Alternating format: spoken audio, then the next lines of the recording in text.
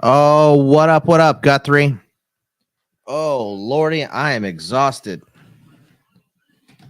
Let's get this day rolling. Steelers don't pick for a while, though. It's like pick 147 or something.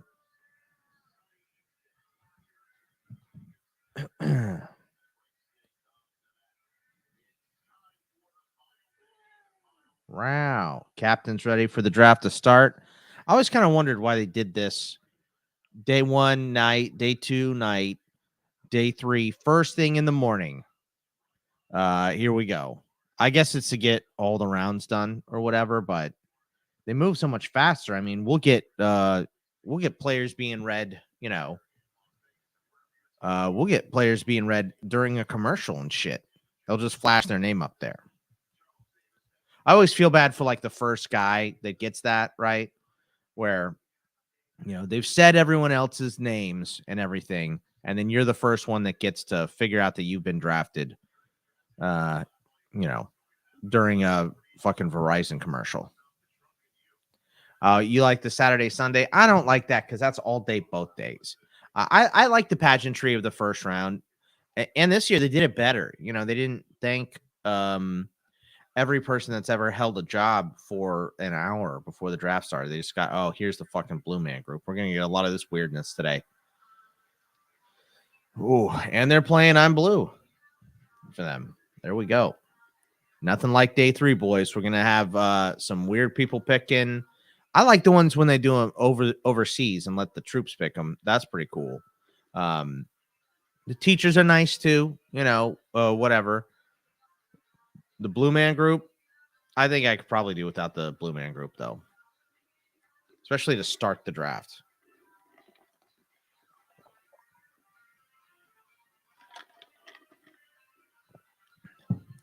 Oh, how great! Blue Man Group also spitting paint on a canvas here to start the draft.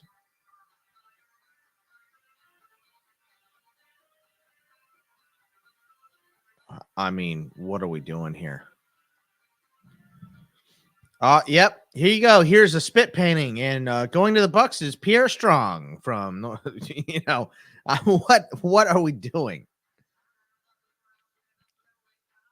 There's Roger Goodell. He's like, okay, great, thank you, Blue Man Group. What up, Couch? Dude, the Lions are crushing this draft, Couch. You got to be pumped, dude.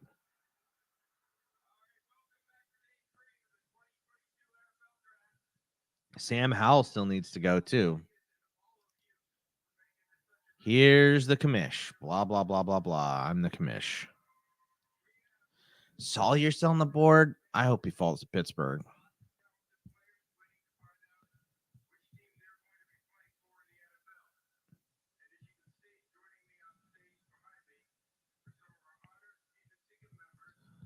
$138 for Pittsburgh, so 32 spots.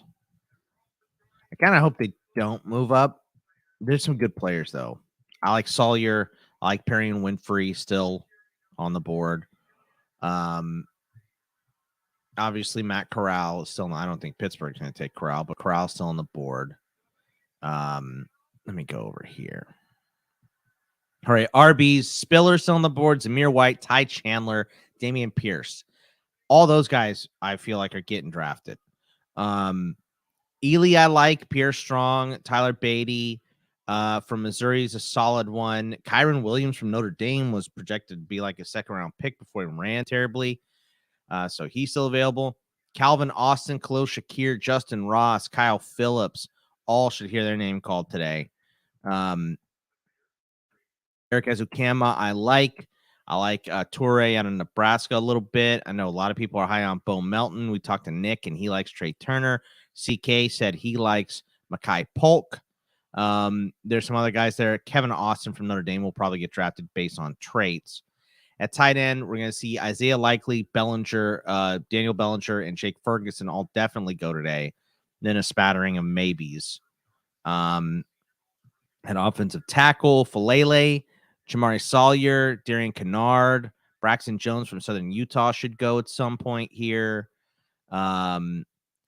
Interior offensive lineman, Lecketus Smith from Virginia Tech will go. Chris Owens from Alabama will probably go. Tyrese Robinson from OU. Chris Paul from Tulsa will go.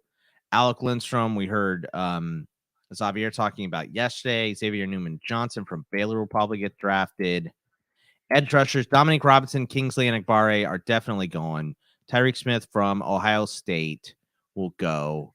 Amari Barno had an incredible workout. Someone will draft him on traits. Christopher Allen from Bama will go. Jeffrey Gunter from Coastal Carolina should go. Zachary Carter, I count it as an interior man.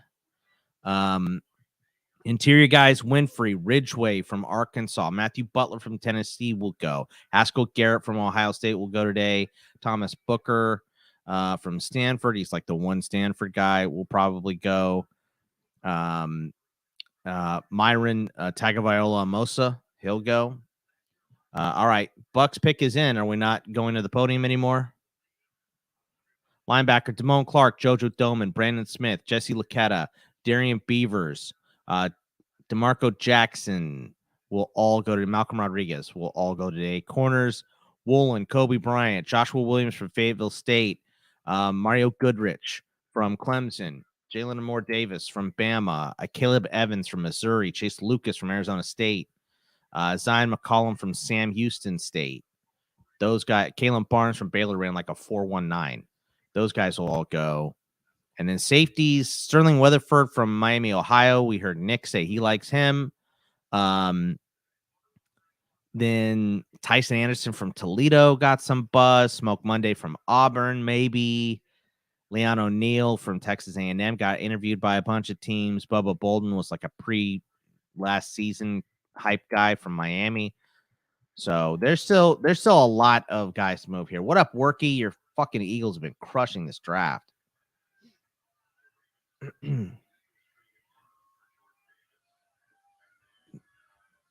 So they're thinking defensive lineman, what Eisen is talking about here.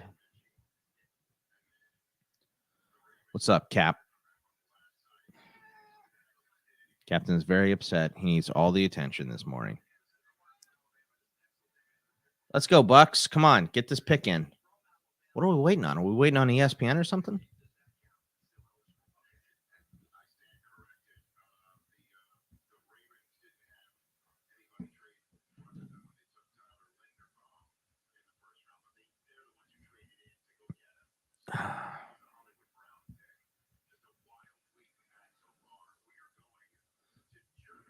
Germany. Oh. This is why we get all these foreign picks, all the weirdness.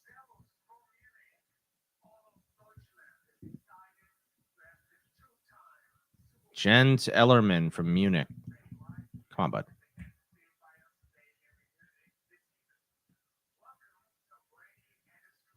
Come on.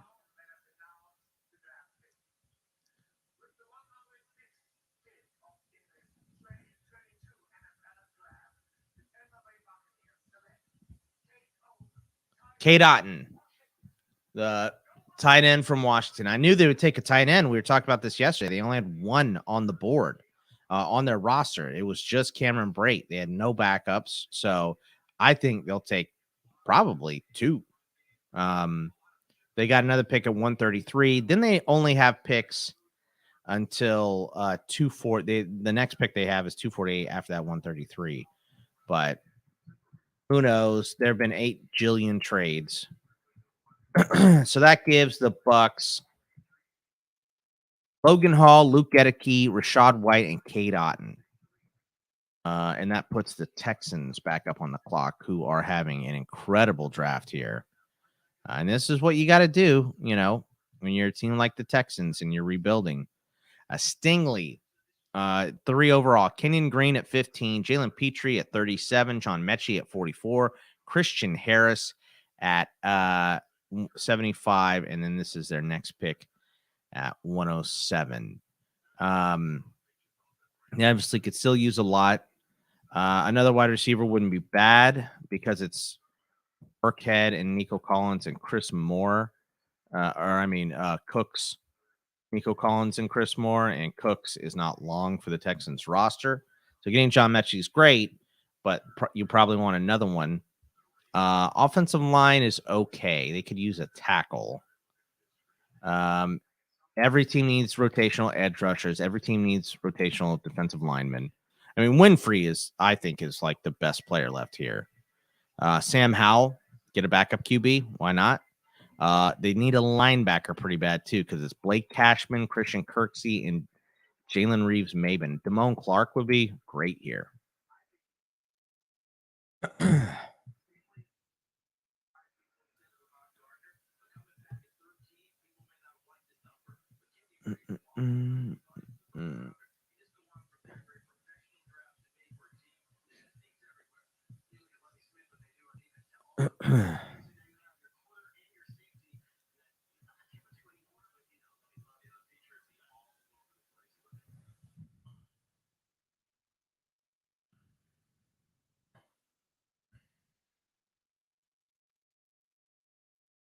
All right, now we're going all over the world. Monterrey, Mexico for the Texans pick.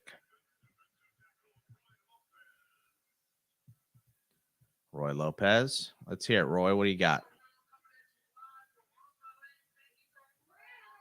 Meow. Tell him, Cap.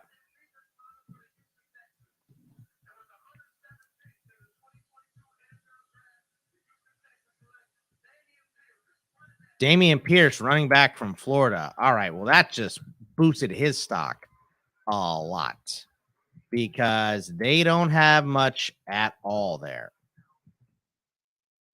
I mean, his stock just went way up. They got another pick at 168 or 166.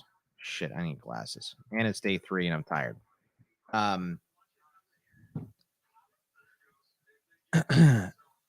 This is we were talking about him last night, and I know CK said he's not the biggest Dameon Pierce guy, especially when he lost production to Malik Davis. The guy he's like, I don't know, in terms of skills is probably average. He's got a little wiggle, right? He can make guys miss a little bit. But he's a tough nose. Like I compared him to Kenneth Dixon. Kenneth Dixon had a couple good years before getting hurt. And he's like that relentless motor, high motor guy. So here's the Browns pick. What are we doing? Are they bringing somebody out or not? What are they doing? God, why is day 3 so weird? Just figure it out. They're showing the stage and nothing is happening except they have like the hype guy there. I think here someone comes with a card.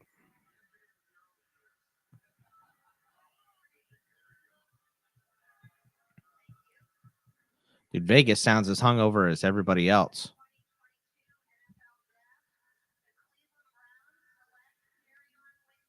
Perrion Winfrey to the Browns, of course. Yeah, it's all right. Now I can hate him. Oklahoma guy going to the Browns. Love it.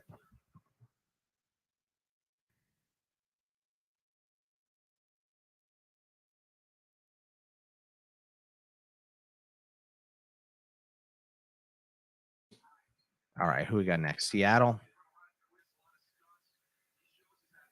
That is Scott Hanson. You're right. I watch, I know who Scott Hanson is because I watch the NFL Network, but on Sundays I watch Siciliano, so I always kind of forget who is who, Yeah, that Dameon Pierce pick is nice. Let's see. Let's go to RBs here. Dameon Pierce to the Texans at pick number, what would that be? 107. 4.107. I mean, okay, so of the running backs now, my order would be Hall, Walker, then we would go with Cook, Brian Robinson, Rashad White, Pierce, and then Tyrion Davis Price. I don't know what the fucking Niners were doing taking Tyrion Davis Price, to be honest with you. I don't get it. They see something that nobody else really saw. Maybe he's better than expected. I mean, I like the fact that they took him in the third round. That shows a little, that's their guy, because I think they could have got him in the fifth or sixth, and then he's like a cuttable guy. So, but it shows that they went up and got him, so that's their dude. So there's a little confidence there, but I don't know. I'm not the biggest Tyrion Davis Price guy. Sea Chickens, who's it gonna be here? Where is this dumb sheet? This one. Here we go.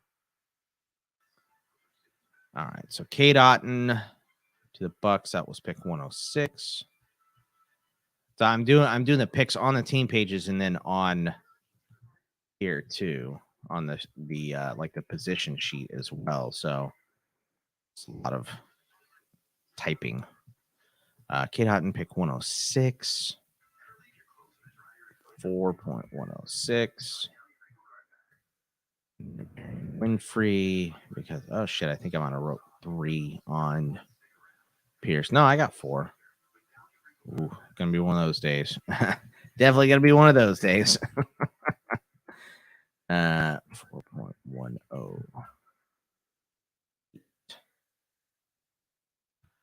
All right, let's get the Sea Chickens pick here. Why are we already on a commercial? We only had 3 picks. This is supposed to be a fast moving day. Let's go.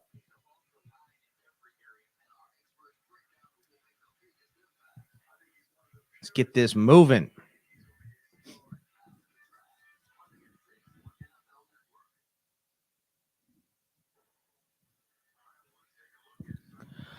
No, I it's still gonna be Hall. And it's probably still gonna be Walker at 1.2. The guys that really moved, because I think, like, look, Hall going to the Jets. The Jets are still going to be a run first team, and I think Hall is better than Carter. So, I mean, they're fairly close, but I do think Hall is better than Carter, and I don't think you go up and get Hall where the Jets got him, especially with all the needs on that roster. If you don't believe in, if you don't believe in Breece Hall, so he's my number one. I think Walker is way better than Penny. And I think since they haven't taken a QB here, which this could be Sam Howell for the Sea Chickens, since they haven't taken a quarterback, they're going to run the ball a ton. So my 1-2 are going to stay, those running backs, mainly because the position is brutal and overchanging all the time and all that stuff. The wide receivers are more talented for sure than the RBs, but there's an abundance of them. And some of these guys land in good spots too.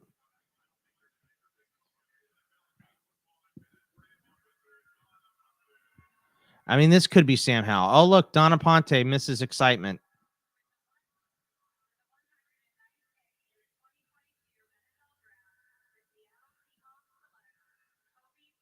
Kobe Bryant, corner out of Cincy. I mean, they need a lot of help in the secondary. So it's good that they finally got one. And this is one of the million picks they got for Jamal Adams, by the way, from the Jets. So Kobe Bryant, CB, Cincinnati. There's another Kobe Bryant on the Jayhawks. What up, Barrow? Morning, boys.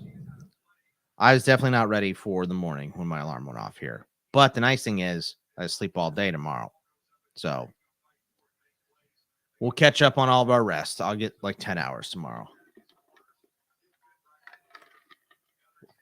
Oh, man.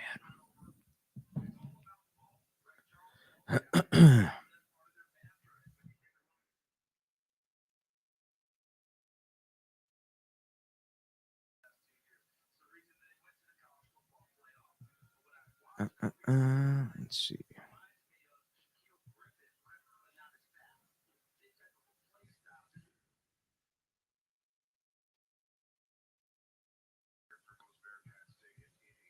The record for the most Bearcats taken in a draft. I think that's everybody. No, well, I mean, Josh Wiley's not getting drafted, so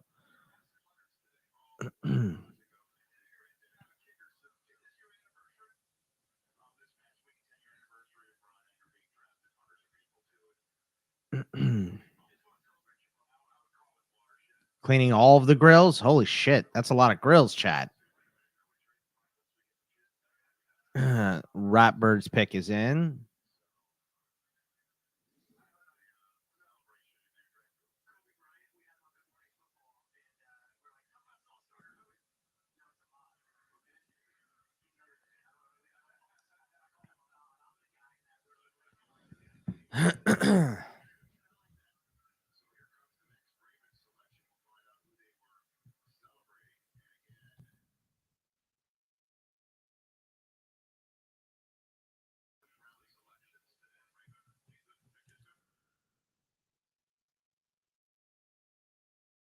Who is this? The ultimate Ravens fan?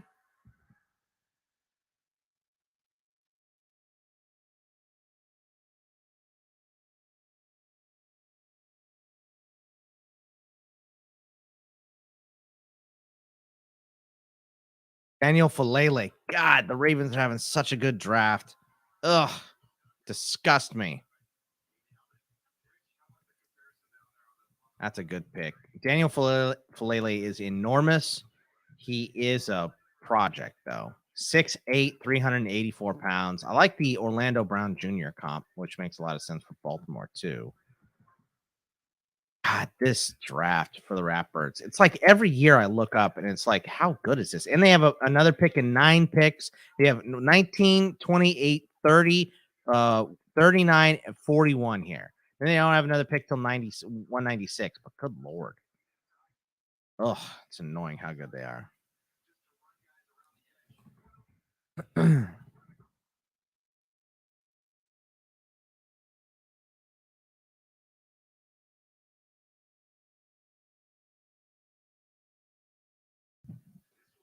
This is a day that the Rams shine. Well, this is a day that the Rams have picks. So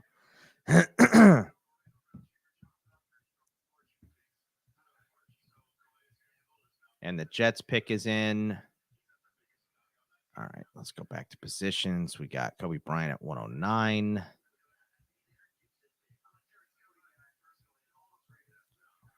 Kobe Bryant, Seahawks, 4.109.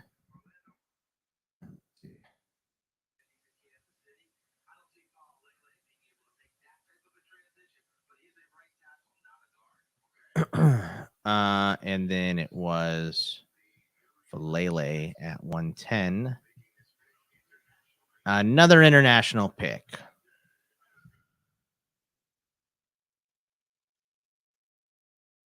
Nick Mangold in London. What is this dude doing in London?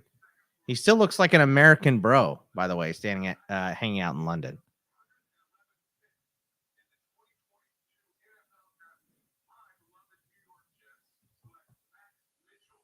Max Mitchell, tackle out of Louisiana. That is a solid pick. This was like a, Reddit nerd scouts love this guy. Yeah, so he's good, and I like that battle versus Texas. He kind of held his own against Texas. Let's see. What stupid pick? The Jets. And the Jets they have picked 117, and that's it. They're done. Unless they trade back in, of course. Mitchell, offensive tackle, Louisiana. Now we're moving a little bit downhill like this. Giants have got 2 picks. They got 12 and 14 here. And then they have 146, 147, and then 173 and 182. So they still got a lot of picks left. Really great first round.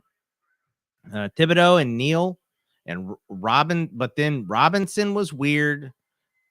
Ezeudu was weird, and Flott. I don't understand any. Like Ezeudu, okay, he's a guy that can play all over the place on the offensive line, so we get it. Um, Hall and Walker being 11 and 12, but I may have missed what you said about current thoughts on the wide receivers and the landing spots impact on fantasy value. Daniel Bellinger, that's a great pick, by the way. Let me send Daniel Bellinger, tight end, San Diego State.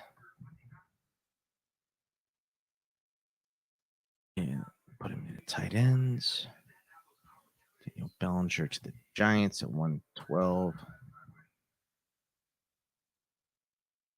Only the 6 tight end. It's been McBride, Jelani Woods, Greg Dulcich. Went to the not the Browns, the Broncos. Rucker to the Jets, then Kate Otten and Daniel Bellinger. All right, Worky. So for me, it's still going to be the running backs at the top of the draft list, and it's the position. And these guys, you know, I know a lot of people are upset that Breece Hall ended up with the Jets, but he's still. I was saying this before, probably before you jumped in. That they went up and got him, right? And I know they like Carter, but we're bringing over the LaFleur system from San Francisco, right? So where they constantly use 2 backs, and Breece Hall is going to be the lead back, should be. I can't imagine he isn't, especially with where they took him. He's going to be the lead back for sure for that team. So he's still my number 1. Michael Carter doesn't fall off the earth, but he definitely loses value for sure. Because this is like the Jets' whole look. How do we know if Zach Wilson's good unless we surround him with talent? So get him a ton of talent. They got him Garrett Wilson. Elijah Moore should be healthy this year. They signed CJ Uzama. They went and drafted Breece Hall, right? So they've done their due diligence of, you know, you're not going to have another Sam Darnold. Now, Zach Wilson might not work out, and he may be bad, but we're going to know. And I don't think you knew with Sam Darnold because you had shitty wide receivers, you had bad coaching, you had a bad O-line.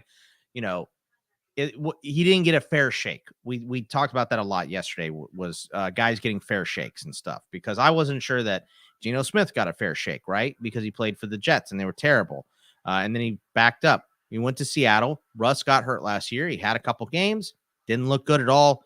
Got his fair shake. He was shit. So done. We can be done.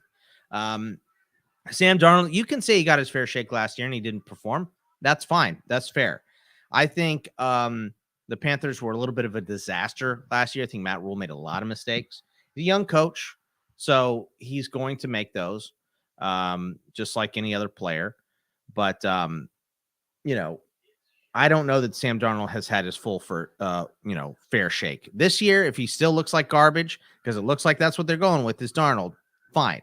You know, you don't like him, great, whatever. In terms of Kenneth Walker, I don't understand why people are afraid of Rashad Penny. The guy has never played more than 10 games outside of his rookie season. So he started 6 all last year. Those were his first 6 starts ever. Carson wiped the floor with him, and he's a first-round pick. That dude has gotten more than a fair shake, and he finally was good last year, and people want to hop on the bandwagon. I'm out. No, thank you. Kenneth Walker, way better than Rashad Penny. I thought I liked Rashad Penny going in the draft. Then the Seahawks took him in the first round, and I went, what the fuck are they doing? You know?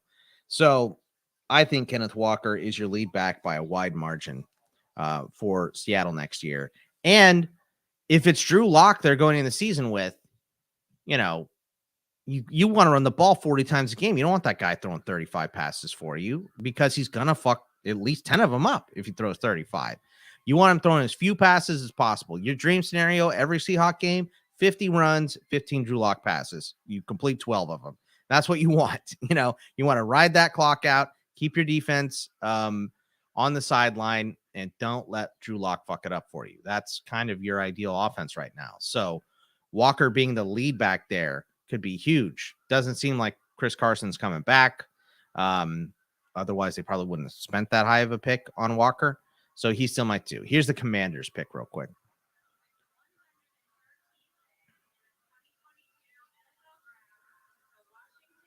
Somebody from Alabama. Oh, my God. Another Louisiana player going. I like it. Percy Butler, the safety out of Louisiana. Positions, put him in over there too. Percy Butler. Where the hell is he? Yes. Commanders. I'm a little surprised Tariq Woolen's still on the board here. 3. I mean, shit. I hope he falls. Let's have Pittsburgh take him. I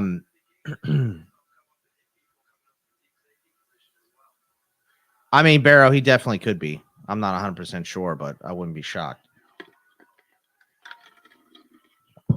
Giants pick is in already too.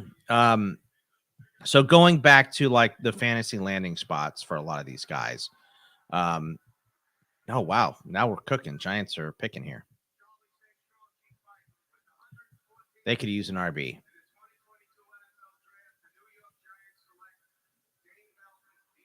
Dane Belton, safety from Iowa. Yeah, they've gone way off the board here. The Giants. Like the first 2 picks were super impressive. You go, all right, Thibodeau and Neal. But then you get Wan'Dale Robinson, who's exactly like Kadarius Toney. And then you get this offensive lineman from North Carolina who's good, but you probably could have waited on. And then Cordell Flott from LSU. I guess a lot of teams were looking at him. I just never really understood it. And then Bellinger, I like for them. I like Bellinger a lot, actually, for them. Dane Belton, I don't know too much about him. So didn't spend a lot of time looking at some of these late safeties or what I thought was going to be late safeties. And the fucking Broncos already up here, too. 4.4 for Dane Belton. Back up for the Broncos.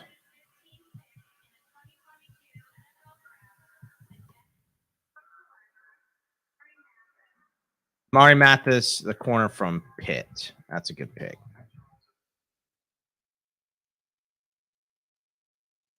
I always do 2 R's instead of, or 2 I's instead of 2 R's with his name every time. All right, who's up next? Is Denver up again after this? They are 115, 116. Well, we know. I mean, this will be another whatever pick. Defensive for sure. Broncos. 4.114 for Mathis. All right, so James Cook landing in Buffalo.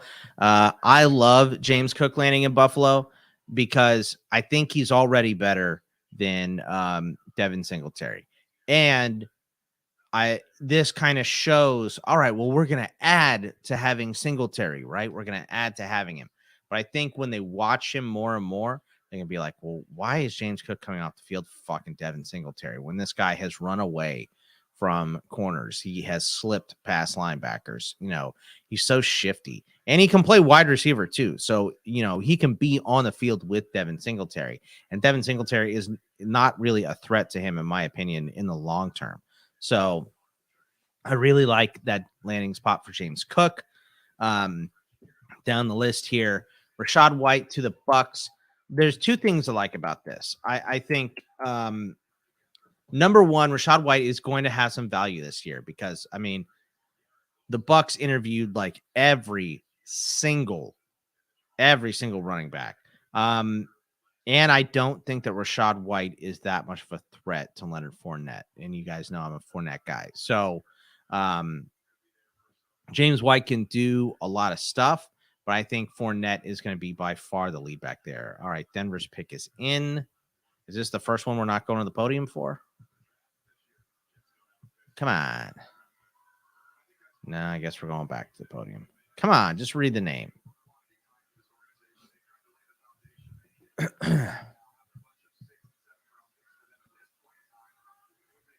Someone pick Arizona. I mean, is it Barry Hill the only guy? Barry Hill's like a 7th rounder. He's a special teams guy.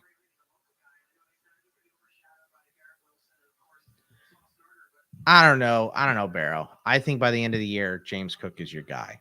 I know Singletary had a lot of catches or a lot of touches at the end of the year. He finally started getting like 20 range and stuff like that. But I don't know. I don't know, man.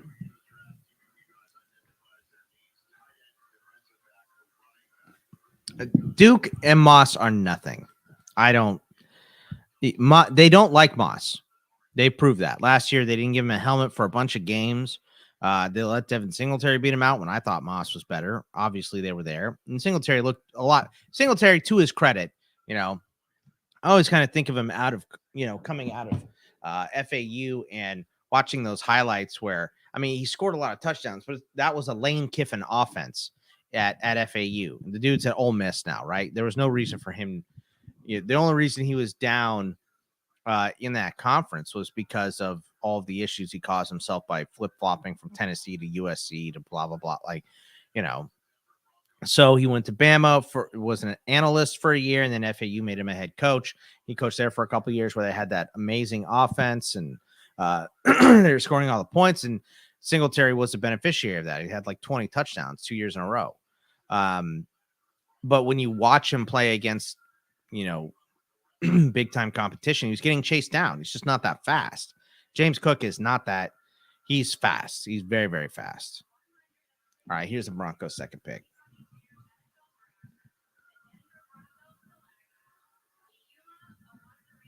Wazirike, the big defensive tackle out of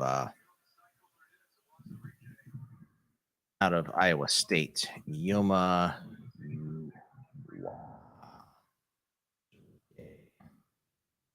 defensive lineman, Iowa State. I mean, Iowa State had a lot of good players for a long time. Matt Campbell had those guys rolling.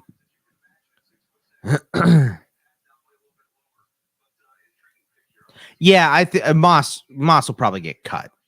I know they like Duke, but James Cook is he is your rocket ship version of Duke Johnson.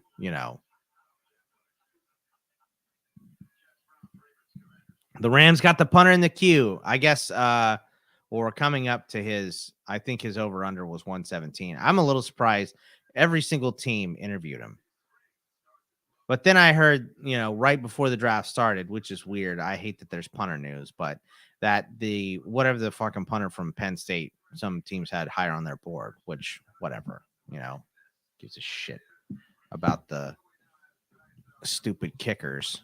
But we don't. We're not playing with kickers.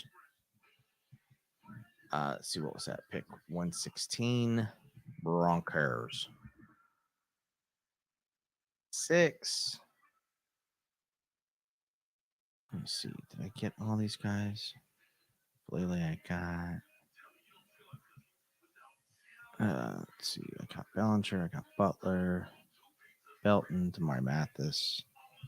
Did I get Damari Mathis on the corner sheet? I did. All right. Okay, going back to the RBs that have been drafted.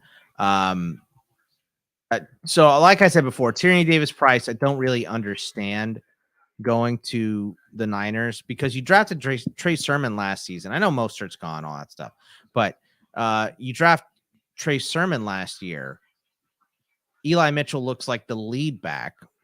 So now what are we doing? Is it we like Tyrion Davis-Price? We spent a 3rd round pick on him, so here he comes. He's going to be the lead back, and Eli Mitchell is your change of pace guy now? Or is it we need depth here, so we still like Sermon, but we got to have somebody else. The Niners don't have a lot of holes on this team. They're a team that was in the NFC Championship last year. So is this like hey, look, we got a couple more picks later. They have 134. They've got 172. They've got 187. They got 220. They got 221 and 262. So are we just trying? Cause they need a corner. So I was a little surprised you take not only Tyrion Davis-Price, but also Danny Gray ahead of a corner. I guess they spent some money on Ward. They like Mosley. They have paid him before, but DeMondre Lenore, is your third corner. Is that what you're going in the season with? I guess you could flip down a safety. Hufanga can move to safety, and maybe one of your safeties can play.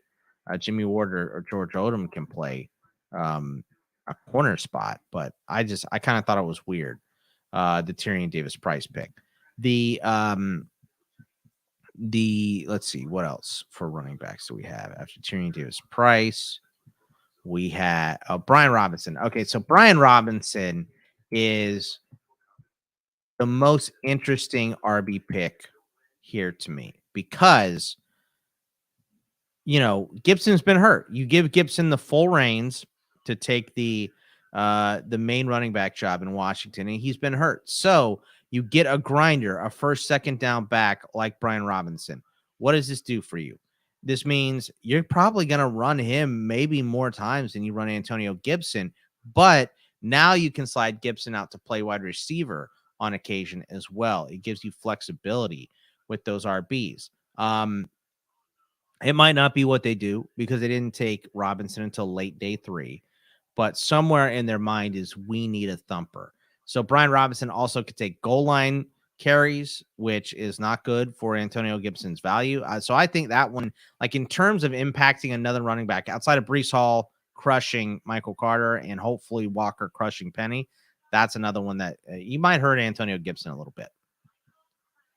Michael Clemens, another stupid Aggie. Michael Clemens he got interviewed by, I feel like, every single team.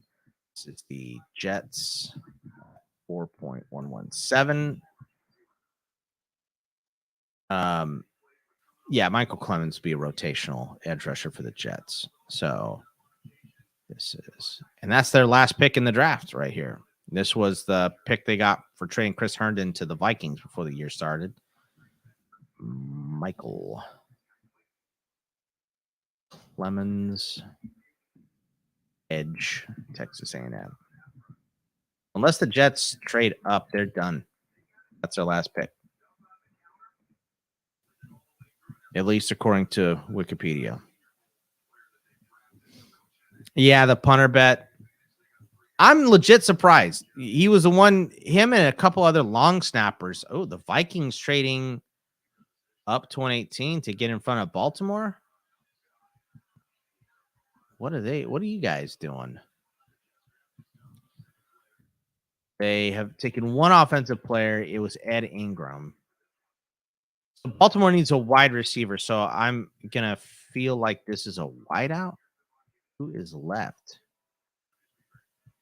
Calvin Austin or Khalil Shakir, his team into a track team right here.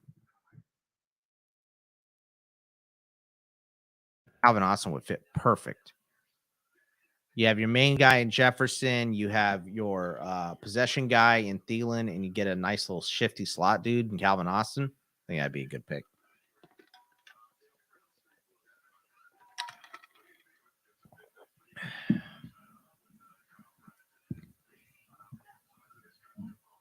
And Dameon Pierce, we talked about a little bit already, going to Houston. I mean, there's just tons of opportunity. So it's a really good landing spot. He's a little ordinary, I feel like, but James Robinson's ordinary, and he was awesome for Jacksonville.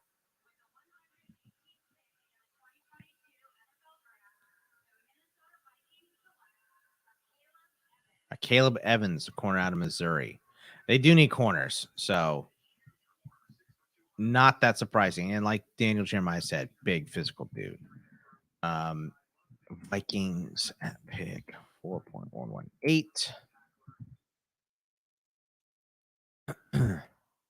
And go over to the Vikings. Caleb Evans out of Missouri. They picked up this pick. This is 4.118. I had them at 112. They also have 112. They do. I just missed that pick then.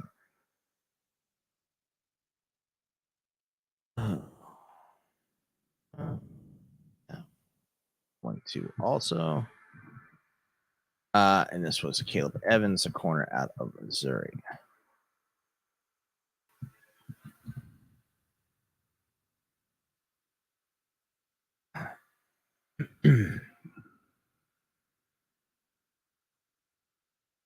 All right.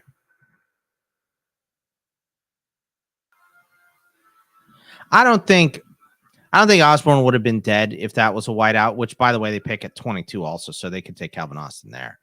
I guess they just wanted to get in front of Baltimore or New England. I don't know. But what they give up to get that too? They give up a third next year. That'd be really dumb. I like Caleb Evans, but Jesus, you don't give up a third for him. Okay, so I think if they bring in a wideout, it'll be somebody to compete with Osborne. And if you bring in a guy like Shakir, he can, return kicks and punts for you immediately too. So you at least have a special teams guy too. Rob Russell, an OG, knowing the old school shit there. Yeah, that was the first time I ever did an NFL draft for ITL. I did it all 3 days on what do you call it? Periscope, and it was just a bunch of assholes telling me to switch the camera to the TV so they could watch the draft. Like, go watch fucking NFL.com, stupid. They simulcast, I think, every year. So,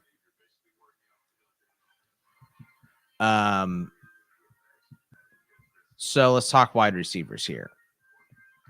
Drake London loved the landing spot, obviously, in Atlanta because they got nobody else. It's Pitts and Drake London. Those are like their only two offensive weapons that aren't Cordero Patterson. Olamide Zacchaeus is still the other guy. I mean, he might be getting a lot of double coverage this year, but they're going to throw him the ball 1,000 times. So, I think he's going to be really solid there. And then Garrett Wilson with the Jets. I think he'll be the one and Moore will be the two. They're both super talented though. So it doesn't really matter. It's like having Mike Evans and Godwin, right? Like they both should be very successful. Corey Davis easily goes down to 3 to me. I mean, he's kind of nothing at this point. Not nothing, but not very good. Chris Olave going to the Saints is obviously big. Jameis has had issues. So we know quarterback is going to be coming up somewhere for the Saints. Probably not this draft, but next year, I don't think they would take Howell or whatever. But next year, they'll be taking a quarterback or trading for someone or something. Who is this with his sunglasses on?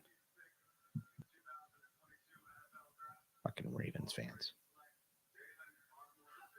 Jalen Moore Davis, a corner. So they were trading in front of the Raptors to get a corner. Okay. Jalen Moore Davis, Alabama. Go over the corners, put them in there. 4.119. All right, Panthers next. The Panthers got a lot of needs. They took Ekwonu and Matt Corral, so I'm guessing maybe a pick on the defensive side. They could use another linebacker. They could use probably like a corner slot guy. They do have Chin and Woods, who are strong. I think this is a interior guy or a linebacker, like an interior defensive lineman or a linebacker. And this is a trade up.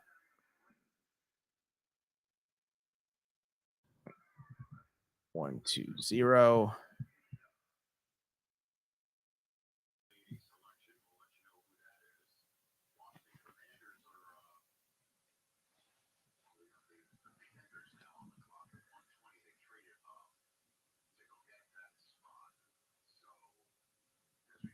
Pittsburgh's not even on the damn screen yet.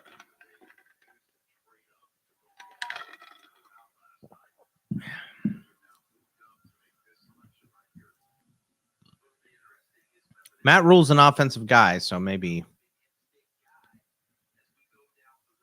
it's another offensive player, but they had Terrace Marshall they took last year. I don't know. Guthrie. Season ticket holders get to announce this pick and go to Vegas. It's a good day for them.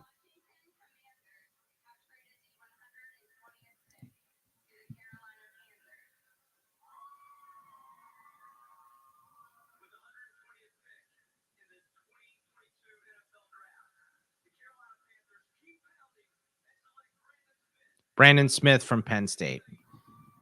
Well, we were right. It was definitely a linebacker. He picked this late. I figured Brandon Smith was going to be a third round guy. Not a lot of linebackers have gone here. What do we got? Quay Walker, Devin Lloyd, Troy Anderson, Brian Asamoah, Chad Muma, Christian Harris, Nakobe Dean, Terrell Bernard, Tyndall and Chenal. That is, 103, 102, and then a couple in the 80s and 70s. So, what pick was this? 120. So Panthers 120. Need some more offensive players to go here. Look at these guys. Whoa. That's a tough look. Donna Ponte, Mrs. Smiles. This must be Ian Kennedy's mom.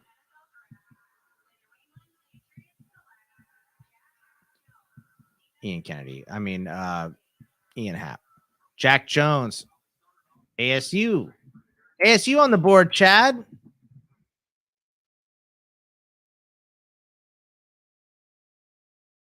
How do you like that? ASU guys having great ball skills. You already knew that, huh? This is the Patriots.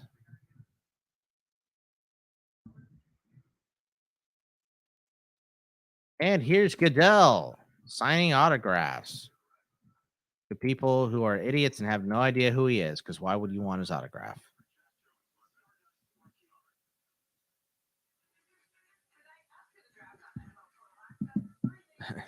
He'd come up, hey, want a picture and autograph? I'd be like, I'm good. I want to see Ty Chandler go at some point here. Like, I know I talked up Jalen Tolbert, but Ty Chandler is definitely one of my guys. I hope he doesn't end up going undrafted. I think he's a stud. To me, when I watch Ty Chandler, he's Willie Parker that can run routes and catch. Just explosive, super fast.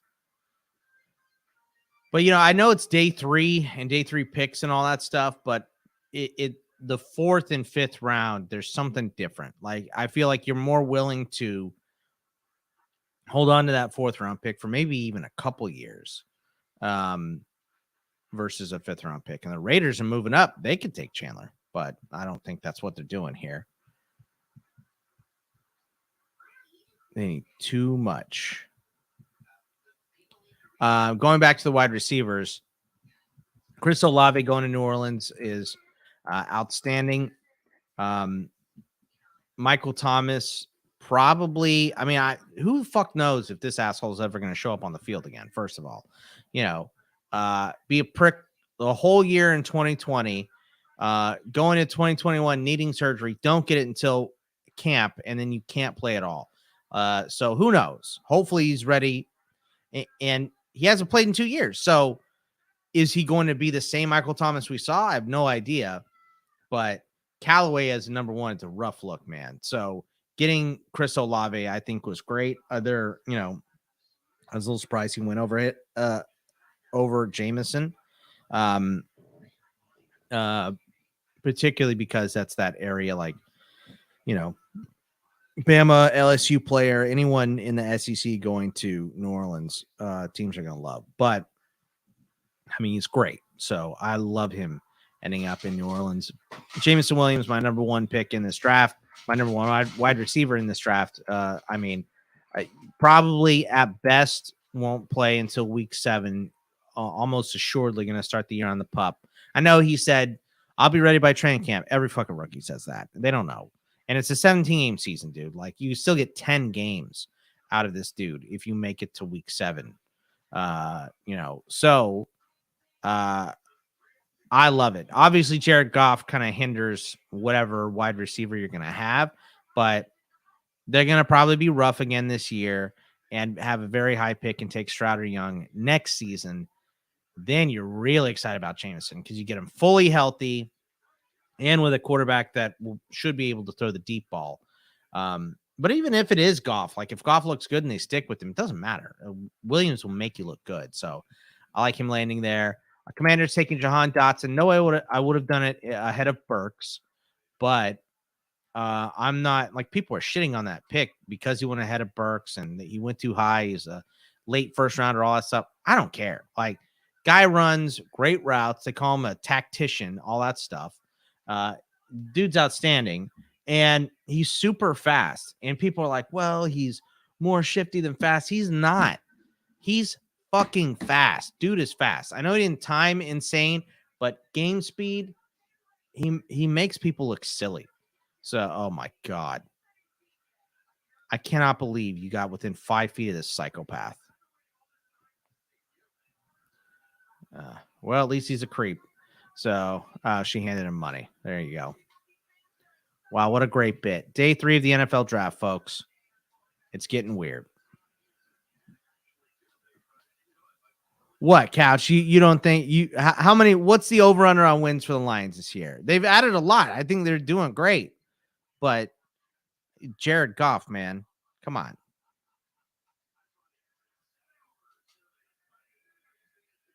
Yeah, he's definitely not the worst in pro sports. I mean, Rob Manfred has made Roger Goodell palatable to sports fans. Traylon Burks for Tennessee, love him going to Tennessee because it was so crazy last year. AJ Brown and Julio. Now neither one of those guys is on the team. So you go to Tennessee, you instantly become the number 1 target there. And it's the criticisms about Traylon Burks are mainly, guy doesn't run very good routes. He's unrefined. I don't give a shit. Give the good routes to Robert Woods. Have him run the nice, crisp routes. That's fine. And he can be, Woods might be the number 1 this year because Burks is a rookie, but you cannot keep Burks off the field. You don't have the players to keep him off the field. All right. Here's the Raiders family, apparently.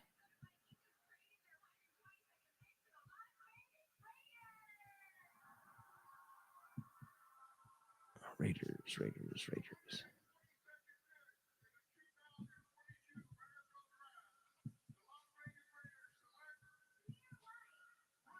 Zamir White. All right. I like Zamir White.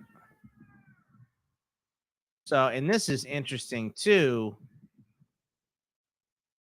because Zamir White he's a first, second down back, right? That's what he did at Georgia.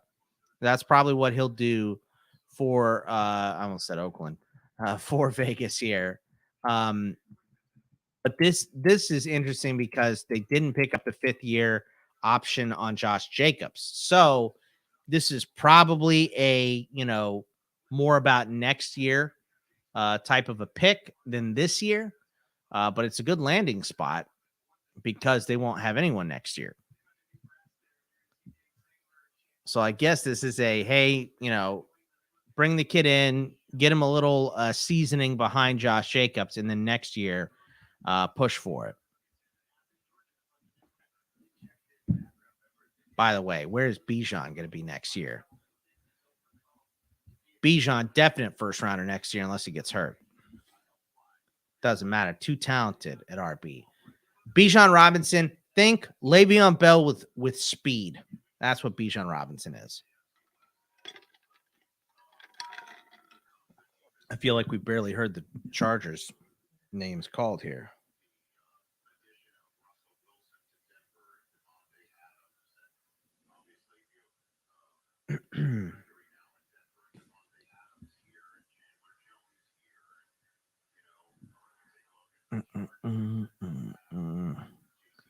Gonna order some lunch. What the fuck?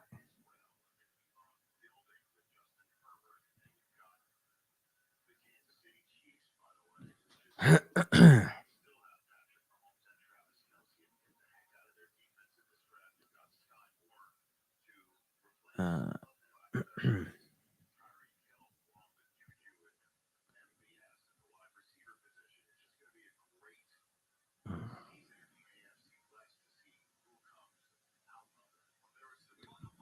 'Tucson native Bijan Robinson. That is right.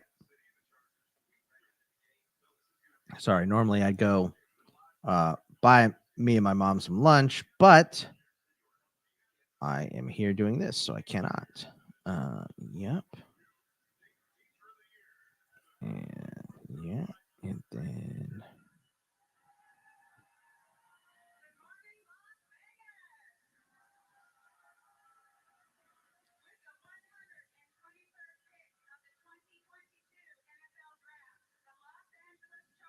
Chargers. Isaiah Spiller. Wow. All right. So they finally went, you know what? Fuck this. We're getting a running back. So what I tell you what this does. This wrecks Jackson and Joshua Kelly. They're done. Spiller is now your thunder to Austin Eckler's lightning. And if for whatever reason, I don't know what Eckler's contract looks like, but if they're going to let him walk soon, Spiller is a guy that could end up being pretty damn good for this team. So I like this landing spot, not so much because I mean, would Atlanta have been better? Yes, 100%. But the offense is good here in LA. So, there's definitely going to be goal line opportunities for him too. And, I mean, this probably bangs Eckler just a little bit, not a ton. He's still way better than Isaiah Spiller, but I mean, Spiller's a guy. He can do it.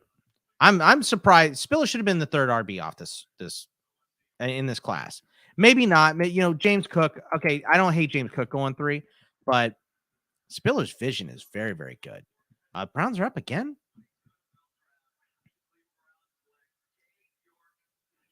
They took a fucking kicker. Browns, stay the Browns. Stay the Browns. By the way, I don't have a kickers page, so at least I don't have to go fix that. I mean, what are you doing? What are you doing? Taking a fucking kicker in the 4th round. Same old Browns.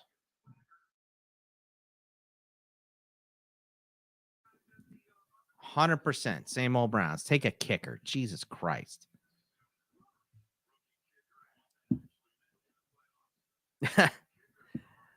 Xavier, what do you want to jump in? Bark twice if you're in Milwaukee. If you want to jump in, let me know. I'll send you the link.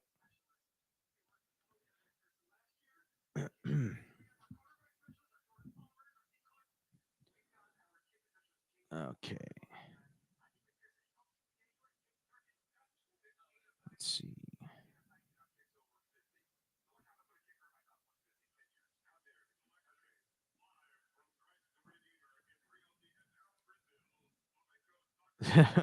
The Dolphins making a pick from Christ the Redeemer.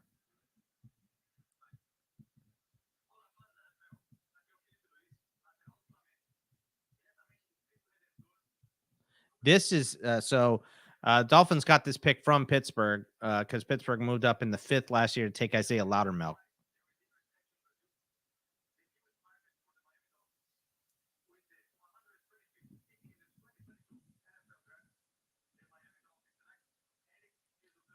Eric Ezukama. All right. So don't love this landing spot for him, but I love this player. This dude is a beast. Uses his body really well. Huge catch radius. Only 6'1" and 7/8, but he plays like he's 6'5". He can go up and moss people. I like Ezukama a lot. That's the rare, like, wide open look for him. And of course, it's against Kansas. Guy doesn't get a lot of separation, right? So there's some N'Keal Harry in this game for sure. But look at, I mean, that's against Houston. Houston's got some good. There's Marcus Jones, who got picked yesterday by the Patriots. But see, look at him shield off that defender with his giant size. Really, they didn't show what he's best at, and that is making contested catches, in my opinion. So don't love the landing spot for Ezukama because, there are 1,000 wide receivers already in Miami. But I do like, with all those guys on the roster already, they still went up and got him. So that's an interesting thought, First wide receiver taken today. Raiders trade up again? What the fuck are the Raiders doing?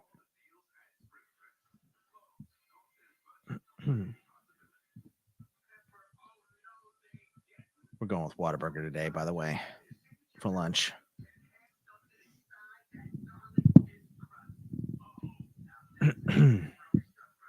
Yeah, I mean, Devontae Parker replacement, but they traded for Tyreek Hill, right? Let me go back and look at the roster. They traded for Tyreek Hill. They have Jalen Waddle, and they signed Cedric Wilson, right? And then they still have Preston Williams and Trent Sherfield, who is a Niners guy on this roster. So I mean, who's getting cut here? Somebody, one of those guys. Are you carrying 6 wide receivers? None are guys that do shit. Oh, Sherfield to do shit on special teams, but I don't know. I don't love the landing spot for his fantasy purposes, is all I'm saying. I love the player, but fantasy purposes, I don't know.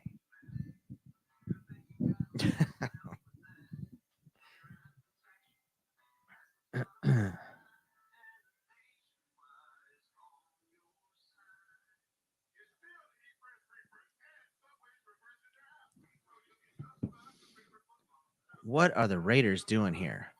Because they just took where are they? Fucking Cade York. What are the Browns doing? Raiders. This is 4.126. They must be trading. I mean, they had 4 picks later. Oh, this is 6. What pick was? Number was Samir. 122. They're trading. I don't know, man. This seems like it might be same old Raiders too. I like Zamir White, but behind Jacobs, he's nothing for this year. There's my guy, Kenny Pickett. My boy. Always loved Kenny Pickett. He's my dude. Was definitely not disappointed. Neil Farrell, the first guy they didn't go to the podium to announce, is a big defensive tackle out of LSU. I actually like that pick. Neil Farrell Jr., interior defensive lineman, LSU. And now the Patriots. Now we're moving. Now that they're not going to the podium, we're going to start cooking with gas here.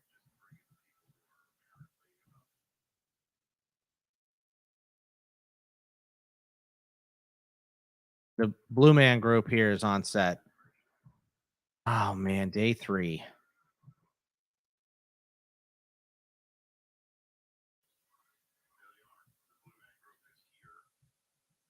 Man.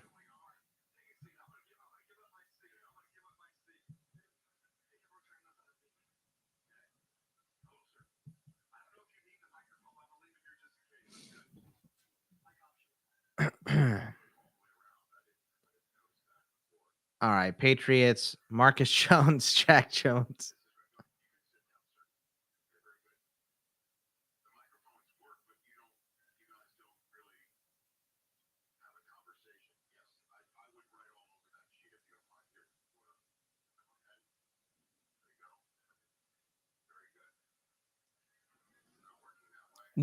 So what is the bit? They act like aliens and then do weird magic stuff. Oh, Pierre Strong. Fuck, I hate that landing spot. That's a good pick, but I don't like the landing spot.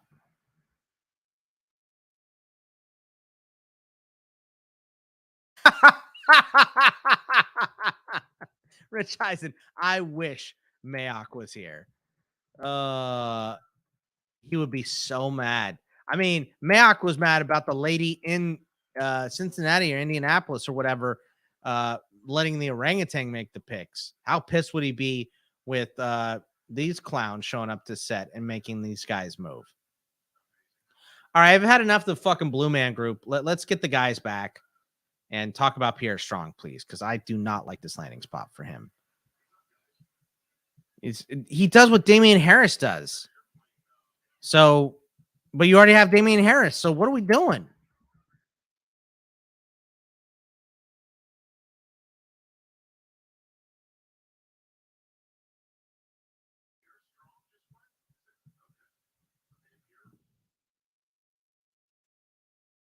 Or no, he's fast. I get him and fucking Devontae Price mixed up. He's a fast guy.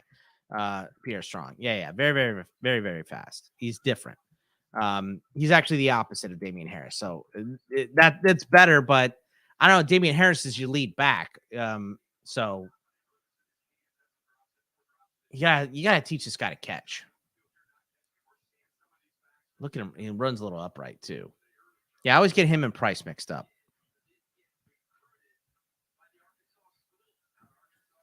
James White Jr. I don't know, dude. He can't catch like James White. Do they have a highlight of him catching the ball? Charlie Kohler to the Ratbirds.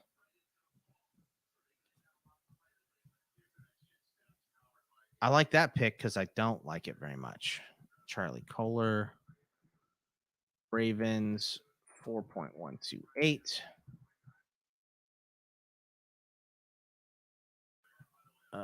Ravens, Charlie Kohler. This was the pick they got when the Cardinals traded it.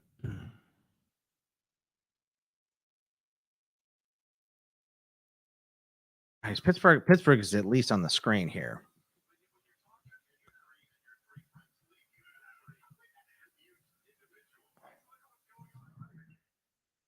And now they're messing with the camera guys. This honestly seems like something ESPN would do.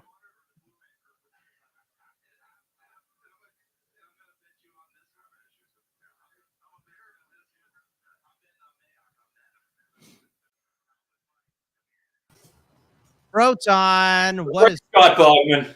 How we doing? I'm doing all right, buddy. I'm sorry I'm a little late here. You're all right. It's cleaning day today here, and madness everywhere. I even got my jeans still up here. Great, wonderful. Hey, we're getting it done, man. We're getting it done. So it's good to see you again, my friend. Good to see you, man. You know that. You know I'm a big Bogman guy. That's right. That's right. That everybody knows that. Pierre Strong just went to the Patriots. Don't know if you saw that. So my Pats. What do you think? The Pats. Well, I think he's a freak athlete. I mean, his RAS is somewhere in the 95th percentile. Obviously, can he catch? I don't know if he can catch. You know, I'm not sure about that. And frankly, contact balance wise, I think that's why he slipped a little bit. For a guy his size, he semes to go down rather easily, especially at the FCS level. Is he too much Tatum Bell? Tandem Bell is what we used to nickname him as, because he was never the lead guy over there at Denver. He was always sharing. Couldn't be. He can't be the lead guy. Yeah. But, you know, I mean, got knocked over by a gust of wind. He really did. But, man, if you open a hole for him like those Denver Lions did, he can go out and make himself look pretty good. Of course, I was like, this is the same guy as Damian Harris, because I get stupid, what's his name? The FIU guy mixed up with him. Devontae Price. Yeah, for whatever reason. And he's more of a, between the tackles he's a speed guy. Guy, yeah. I actually like Devontae Price. Oh, is that Charlie Kohler? Did he just go? Yeah, he went to the Ratbirds. So, just a big, white, slow tight end. that they'll pass short routes to if Mark Andrews goes down, Right, exactly. Well, he is big, so like the inline role is there to be taken by Mr. Kolar, and obviously we've seen him in college fantasy circles. He has a pair of hands. That's okay. Guy can catch. Yeah, he can catch. He just can't get. He can't. He's got to be schemed open, and it helps having Breece Hall that they're just handoff, play action. Charlie Kolar on the Y option route. Yeah. All right, so let's talk about some stuff that has happened. I'll just run down the list here for you. Let's take a Breece Hall. Breece Hall clearly the number one, right? Like way better than Michael Carter. I like Michael Carter too, but Breece Hall's better, right? Oh, absolutely. Carter's 200 pounds. He's 5'8", 2 bills. Yeah. And while he was pretty good in that limited action when he was the lone guy there, he broke down because that's what 5'8", 200-pound guys do when they try to tote the rock between the tackles on a regular basis. You can't give that guy that load, and obviously the Jets know that. And plus, you look at their MO. To the Cowboys, by the way. Jake Ferguson in my wide receiver tight end sleepers column. By the way, I like Jake Ferguson a lot. Watch some of these highlights. I'm sure they're going to toss up here. Catching the ball outside of his frame. He's as good as anybody in this class is doing that for a tight end. I mean, you watch him. Graham Mertz, too, is throwing the ball to him. So he had to catch the ball outside his frame a lot. I think that's safe. So.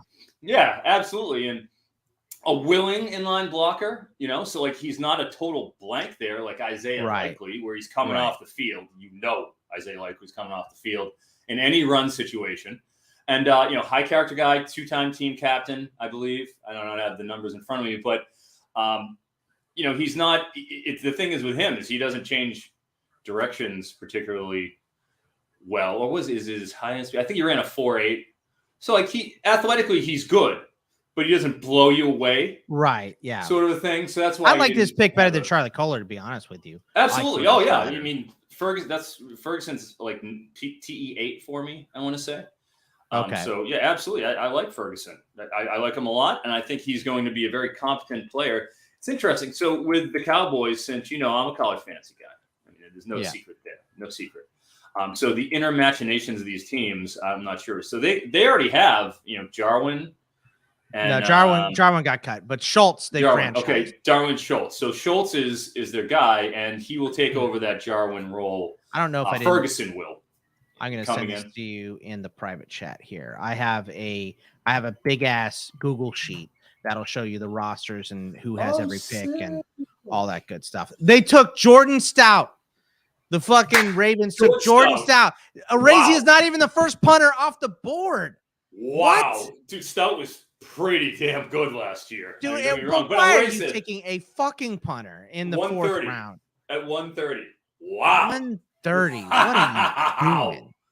And I just is still out there. Why not wait to have the first team take them, and then be the second team, sit tight and take a race up. But here we are. What is happening, dude? That is what wild. Is happening. The punter, and I don't have a punter or special teamers page here at all. So, very weird. Oh, look, Xavier. Look at that. What up, Xavier? How you doing, Eric? How you doing, Scott? Xavier? I'm good. So Jordan Stout just went to the Ravens. I don't know if you saw that. Yeah. Cade York, both AFC North teams too. Cade York and Jordan Stout, two specialists going in the fourth round. I just want to let everyone know that Jordan Stout, the punter from Penn State, has gone ahead of Sam Howell in this draft. Yes.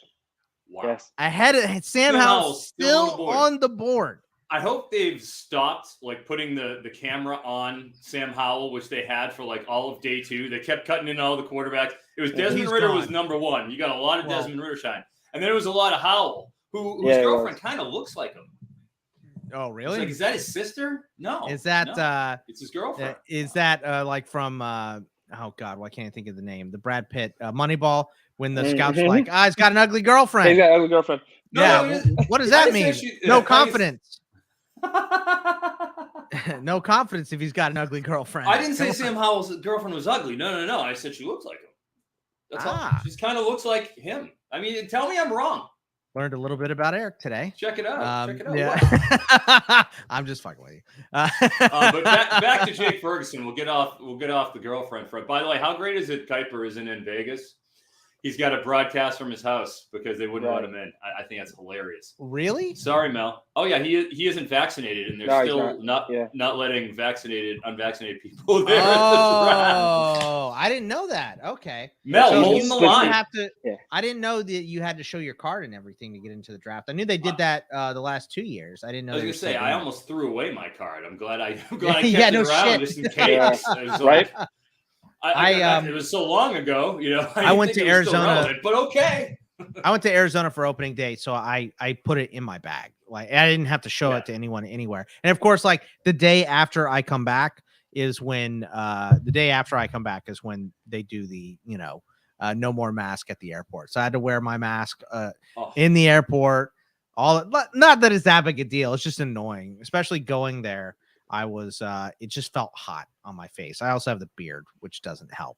But luckily you don't have those long, luscious locks anymore. At least that's right. Yeah, that would have been a fucking disaster. Living sauna. Yeah. Just a fucking Hassan Haskins, by the way, to the Tennessee Titans. I like that. I like that. That's like nice. Derrick Henry insurance, right? Yes, exactly. Agreed. They found out what happened when you don't have Derrick Henry insurance last year. Because he was back last year when he went down. It was Deontay Foreman. Yeah, he went to Carolina. I want Ty Chandler to go. I love Ty Chandler. I'm all in.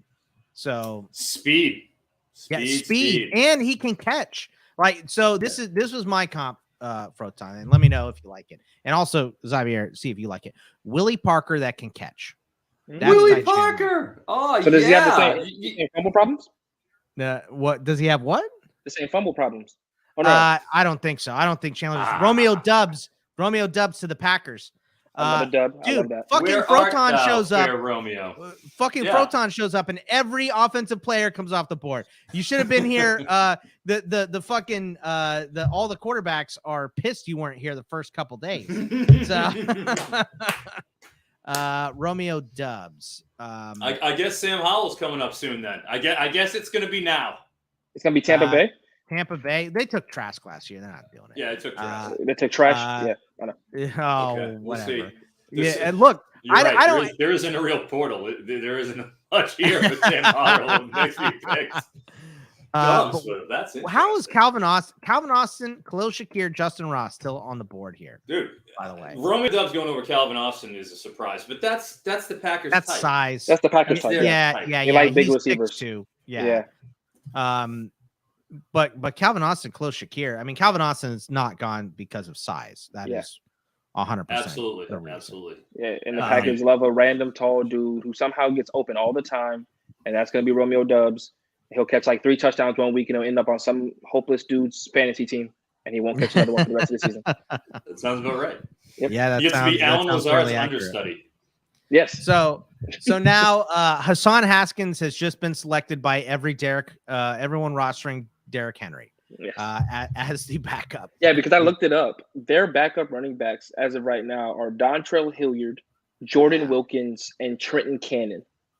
Yeah. So yeah, Trenton Cannon.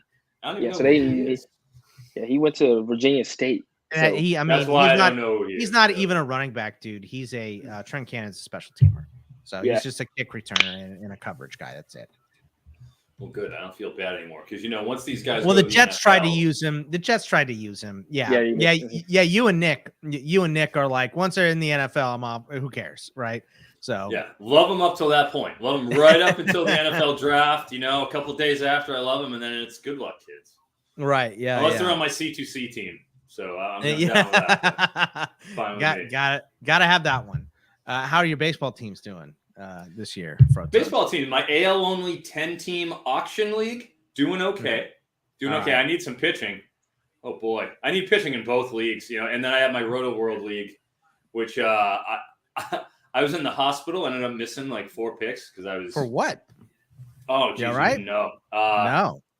What happened? I'm all right now. Yeah, you look good. I wasn't all right for about a month. Yeah, I'm lucid. I can speak. What we got? We got what's the pick, Xavier? Another punter, Jake Camarda from Georgia. Jake Camarda. How the fuck no are these punters Areza? going and ahead of Areza? What? Wow, this is the punter round. What? I'm a little biased here. I played with Jake in high school as well. Oh, Yeah. sweet. Yeah, I mean, yeah. So I'm a little biased on that selection. Xavier's a young man. So That's cool. Hey, all right. Play with Jake Camarda. That's more cred than I got. What's the book on Jake? Jake, what do you think? Good dude. He's a good dude. I'm gonna be honest with you. Jake's a really good dude. Now, if you just look at Jake, he looks like a douchebag because he's physically like aesthetically. You'd look at that kid and go, one, is he not from California? And two, he's probably a dick. But no, Jake's actually a really cool dude. He's actually really sweet. Like, he's a really nice guy. So I love Jake, and obviously he got just better at Georgia and punting. Yeah, this is a kid I think that's gonna be. I mean, he's probably gonna play 7 to 8 years in Tampa Bay. I'm gonna hate it because he's a Buccaneers and I'm a Falcons fan. So I'm just gonna hate having to watch him, put us at the 3-yard line every 2 games. So, but yeah, no, I like Jake a lot. And he also ran a 4.56 to the combine, which was thank you, Toby. By the way, thank you if you're still watching. Thank you, Toby. Thank you, Toby. Appreciate it, brother. He'll be able to cover his own points. Yeah, hey, that counts for something. How many times you see the punters over there chasing, and it's just like it ain't happening. Looks like Bogman there running somebody down. No offense to Bogman. Yeah. Well, hey, no, none taken. I am not NFL level fast. So you don't have to be if you were a long snapper. If you're a long snapper, you can. They all just give hustle. They're never fast. They just give 1,000% hustle, and they're always the first guy to touch the ball. Spencer Burford too. Spencer Burford, UTSA, big tackle. Yeah, big one, and he was a Senior Bowl kid who had his ups and downs in the Senior Bowl, but it seems like the D line was just humping the OL at the Senior Bowl. So that isn't necessarily an indictment on Mr. Burford, Yeah, very true. I don't know. He went ahead of Sawyer. He went ahead of Rasheed Walker. Still there. Yeah. Rasheed Walker too. Whoa, dude, the Niners. I don't know about some of these Niners picks. I thought Sawyer would be perfect in San Fran. I just think right now people don't know where he's going to play in the NFL. Like he played everywhere at Georgia. He played left tackle, right tackle, and left guard, and people just don't know where he's going to play. So they're like, we'll pass. So Tyrion Davis-Price going to the Niners, by the way. Yes. Is this one you're going to sell me on, or are you as confused as I am? Oh, I'm going to sell you on him, dude. Tyrion Davis-Price. Tyrion Davis-Price, it was in my running back sleepers list. I think he's terribly underrated. I mean, I didn't even see him on some people's lists. They took. Well, I had him on my list, but I had him below Ty Chandler. I had him below. I mean, I had him below a decent amount of guys behind Ford. I like Ely and Beatty. I know they're like, they are a certain type of back. I understand. Yeah, the small backs. I love Beatty. I had him behind Algier, and this is like the one guy Algier. I could see myself behind Goodson. I got talked into Tyler Goodson by Waldman. He's tiny. He's small. Yeah, I mean that could be Akim Wadley again, but I just So what a great comp. Eli Mitchell and Tyrion Davis-Price in that backfield. Who's your lead back? Because that's 2 sleepers from 2 separate years. Because Eli Mitchell was your sleeper last year, obviously wound up working out. And I told everyone, that Eli Mitchell going with Trey Sermon to the Niners is going to be like when Aaron Jones went after Jamal Williams in Green Bay. It's exactly what it ended up like, except for Trey Sermon is nothing. Jamal Williams still something in the league. Yes. And I mean, I think them taking Tyrion Davis-Price shows how much nothing Trey Sermon is, right? Yes. So who has more carries? Is it going to be Davis-Price or Mitchell at the end of the year? Well, it's hard to say that it's not going to be Mitchell since we've already seen him do incredibly well. He tested in. Yeah. He was a 90th plus percentile athlete too. Mm-hmm. Yeah, he was. Man, Elijah Mitchell was so good last year. I mean, and he was in Louisiana. Like he got hurt so though, great. and that was the thing that bothered me. Yeah, he's small. He's never taken. He was a 3-back system at Louisiana. Mm-hmm. So I think getting Price is going to split those guys up. I think that Mitchell will have fewer carries this year, but I don't. Is Davis-Price good enough to push him like goal line carries? Absolutely to push him for goal line carries all day. Yeah, I mean, TDP was billed at 232 throughout his entire college career. Now, we saw when he showed up at the combine at 211, and he ran a 4.48, which was blew the combine. It's phenomenal time. But then in his pro day, he was 219 as well. So he's a 220-pound back. All right, so he's going to be the bigger back of those two. There's no doubt about that. That's just how it's going to go. But we forget about Tyrion Davis-Price, and it's something that people haven't talked about. One, he's like 21 and a half years old. He's one of the youngest guys in the running back class. 3 years and out. He went to high school on LSU's campus, like the high school that was there. He's a born and bred Baton Rouge kid. That's Southern University Lab High School is where he went. And obviously came in with John Emery, did that whole thing. But the thing you forget about Tyrion Davis-Price, in addition to being so young and having room to grow, that people just assuming he's capped out, I think that's unfair. And then two, number one blocking back in the class. Number one blocking back in the nation, according to PFF. He got a 77.8 PFF blocking grade. Kid goes out and he pops people. He's always in the right spot. He's always square when he's squaring up to those linebackers. He can take them on because he's strong. So he can do that. So he'll get passing downs immediately. Exactly. Too. If you need this has really sounded not good for Eli Mitchell. Well, it's just. I mean, Eli Mitchell's going to have his cake. He's going to have his deal, and that's going to be fine. But this is Tyrion Davis-Price can do the things that Trey Sermon can't do. It's the little things, and he's got room to grow. Trey Sermon got beat out everywhere he was at. He got beat out by Kennedy Brooks. Kennedy Brooks still on the board, right? If I'm not mistaken. I think he's probably going to be on the board for a lot longer. I mean, he might go here to Cincinnati because they like Oklahoma backs, but they already have Andy Reid in that in the what's the name of it? That's terrible. That's just terrible. He's in a Hawaiian shirt. Andy Reid is like the Hawaiian shirt king, dude. That's like his style. That's his gimmick. By the way, Joshua Williams from Fayetteville State went to the Chiefs. So yes, he did. Speed. Yep. So they get. Yep. So that's a special teamer. That's a gunner. That's a gunner. Yeah. He'll be a gunner. That's a gunner for sure. That's how he'll make the roster. They put the GPS trackers on the guys during the Senior Bowl, and they said he hit the fastest time in the last 3 years. Cordell Volson, the big tackle out of North Dakota State, going to the Bengals. It's actually a good pick for them. Dakota State. They're going to get some offensive linemen at some point. I mean, they got to have depth at this point. You got to keep that quarterback upright. All right, so Brian Robinson going to the Commanders. I'm a little worried about Antonio Gibson. You should be this because now it allows him to do different things with Gibson. So he can play more wide receiver. He'll play in the slot a lot more than he has in the NFL before. But Brian Robinson, your big first, second down thumper. And Antonio Gibson's more of that, traditional third down guy. And we've seen Gibson try to carry the load for the Commanders the last couple of years and get hurt. So Brian Robinson impacting Antonio Gibson. What do you think there, Eric? Well, I like Brian Robinson a lot. Again, another guy in my column I think's underrated. I have him as my RB3 for this class. I think was not surprised by the Spiller fall. I wasn't enamored with Spiller. I mean, him and his 4.7 speed. You saw him get caught all the time. You saw when Devin A-Chain came in. He was blazing. Okay, Spiller. Well, A-Chain makes everybody look slow. A-Chain comes in and it's lightning in a bottle. And it's just it even further underscored how plodding, I think Spiller is. And you see Brian Robinson come in running a 4.52. I mean, come on now. And he did it. The thing is, as we mentioned with Price, and you see across the board, guys coming in light so they can test well, and they're not blocking anybody at the combine. They're not doing any of that.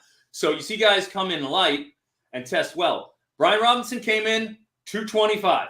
He played at 225, came in the combine at 225, showed up at his pro day at 225. There was no gimmicks with his 4.52. That's who he is. And we see him, and he's got better feet. He's got a nice little slide step, one cut, downhill runner. You see the physicality he ran with. He took 275 carries last year.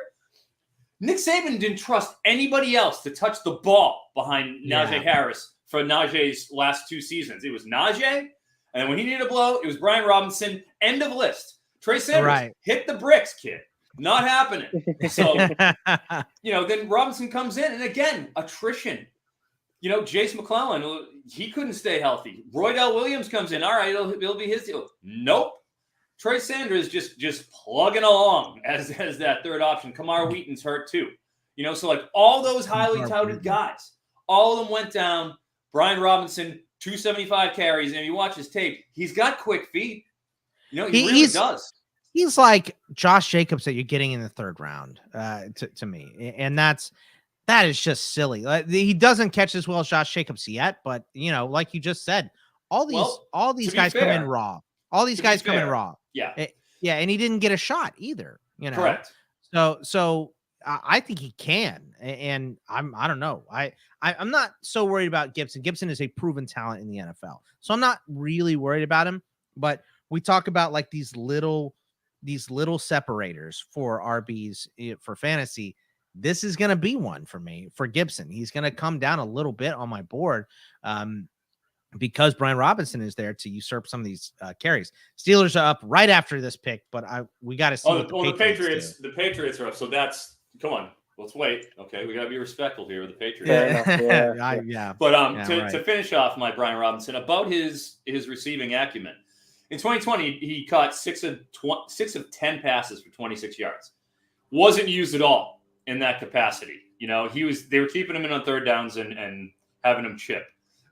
This year, different ball game. 29 of 32 targets.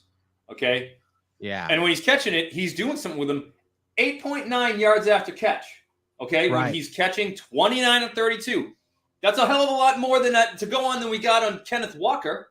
And he's gathering the ball and he's making – so he's not just catching it like catch, turn, tuck. He's doing it in one motion and he's making something out of it. So I do think that he showed enough for me to say, look, I'm okay with Brian Robinson. If they got a flare one out to him, if I think he can make somebody miss. He had 61 dodge tackles, is 9th in the nation, given he had 275 carries, but 89.7 run grade. He's my 3. I think he's going to be a productive running back in the NFL, and everybody says he's plotting. I think that's wrong. He's not plotting. Yeah, I don't buy that at all. He's got quick feet. I got to go pick up my lunch. I'll be back in 1 second. So I'll be right back. All right, Xavier, me and you, buddy. Yeah, man. I mean, for me, I really do think that Antonio Gibson will be flexed out. They need more depth at receiver anyway, to be perfectly honest with you. They went and drafted Jahan Dotson. They only have Terry McLaurin really to match him. They probably need another guy who can stretch the field with Carson Wentz there.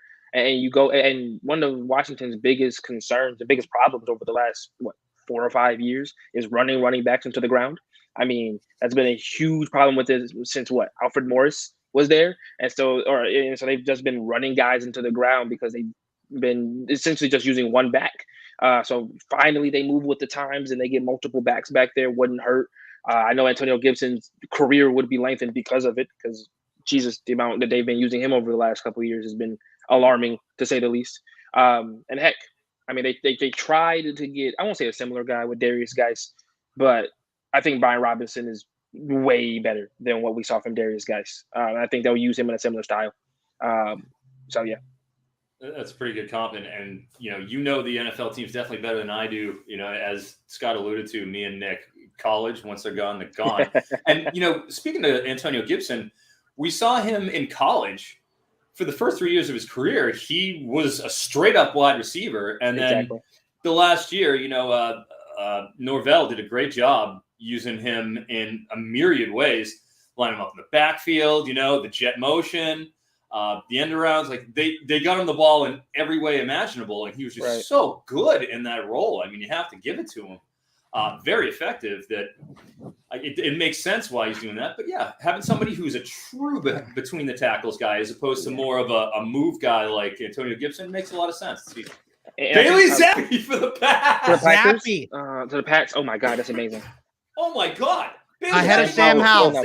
That's hilarious. Ahead of Sam Howell. Wow. You like Bailey Zappi, don't you? Oh, who?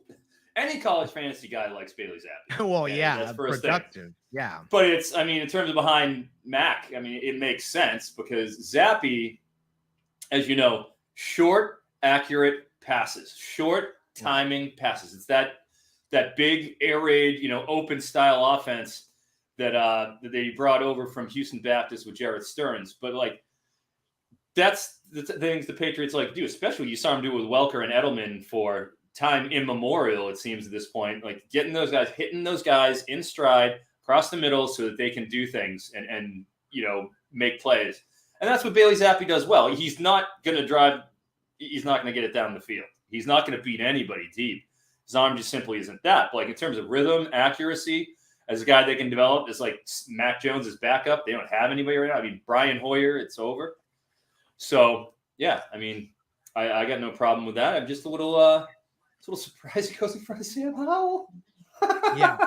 Well, I'll tell you what, I want Jameer Sawyer here pretty bad. You think that's big? You should. Yeah. Talk to us. This is you have. Oh well, you're in now. I'm sorry, buddy. Yeah. Well, no, you're fine, dude. I live. You got the floor. I live in Texas with to help take care of my mom here, and she has no respect for what I do at all. So like, I order lunch. I order lunch for us, and it gets there. I know I have to go pick it up, so I go pick it up. I hand her lunch. She's like, "And you're not eating with me?" I'm like, I'm in the middle of my stream. I only ordered lunch because you wanted it, But Steelers picking here. You're good son, Scotty. Thank you. I haven't taken an offensive lineman yet, and it's a need. I love Dan Moore. He was solid at left tackle last year. Probably needs to start at right tackle, and they probably need a left tackle. Oh, wow. Look, Najee's in Mexico City to make this pick. Oh, yeah. Flexing. What such a terrible situation he's in Mexico City, living it up instead of all these stiffs who are in the draft board, just all in front of computers and Microsoft books. Oh, wow. Let's get you a blocker, Najee. Let's see. Who's it going to be? Kuiper. I got a kick out about Kuiper. His hairline keeps moving to the left. Yeah. It just keeps moving. Every year it gets more to the left. Like most Calvin of them Austin. linear up the middle. Really? Oh! I love Calvin Austin, but why? We don't need. You know what that means. You know what that means. James Washington is gone. Well, James Washington's been gone. He's in Dallas. That's true. What this means is, are we extending Deontay? That's my question, because we took Pickens last night. Ooh, yeah. And I think you're putting pressure on. Got a good deal on Pickens too. Mm-hmm. I think you're putting pressure on everybody. Like I said last night, Chase Claypool announced his replacement, so I thought that was funny. Yeah, Well, you've seen the old Martavis Bryant. That's Wallace's replacement, not mine. Then no, Juju was your replacement. Juju was your replacement. I love Calvin Austin, but I like Calvin Austin. They need the offensive line, man. They need Sawyer. This time, you already have Anthony Miller, so that's kind of Anthony Miller is, this is a Anthony Miller gets cut pick right here. Yes, yeah. Well, you guys have so many receivers. Jeez, I know. Receivers. Yeah. I know. It's Chase Claypool, Deontay, George Pickens, and now Calvin Austin. Is Miles Boykin still on the roster as well? Boykin, well, yeah, they added him. Okay. Waivers. So, but he's a guy that'll get cut. Yeah, too. all these guys. But they don't have. It's 70 picks until their next pick. No fucking way Sawyer's on the board. So now if they're trading, and the Ravens took Isaiah Likely. They just took Charlie Kohler. Oh man, they're gonna go 3 tight end sets. What are they doing? They don't have any receivers. Where is Andrews up for a contract? No, I mean, they don't have any receivers, so I guess they're gonna go 3 tight end sets. Yeah, he's gonna play big slot. That's exactly. Yeah. I mean, they have another pick in 2 picks. Well, you said it last night, Scott. Isaiah can't block. Can't block. Worth a soul. So if he can't block, then you need to flex him out and turn him into a receiver, and at the very least, try him there. If he doesn't end up working up, okay, but you're not going to put him. Just imagine if Mike Gesicki was slow, and that is what Isaiah Likely is, right? Yeah. I mean, I just saw you're on the board, and you take Calvin Austin. I don't know. I think I might be glad that this you know what though. But that might be a big middle finger to the Ravens. You might have just been doing this to keep him out of Baltimore. Sorry, I'll be right back, guys. Hold on. I mean, they might have been keeping Calvin Austin out of Baltimore. Because if he's gonna pick right after you guys, you don't want to see him in your division. You take a guy. You go, okay, cool. And now we don't have to see you. Wow. I mean, think about the organizational sea change for Baltimore, right? They traded just in the course of this draft. Hollywood Brown, speed.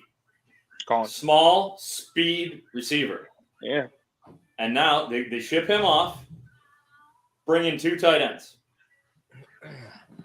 But then it's they Bateman's run show. It's basically Rashad Bateman and FTW and just a bunch of big guys for Lamar to target and just pepper in the middle of the field. I wonder what is Andrew? How long has Andrews been around? 4 years? Is he due? Mark Andrews? Has he gotten his second contract yet? I'm looking at that now. But it's gonna be what? Bateman and Duvernay.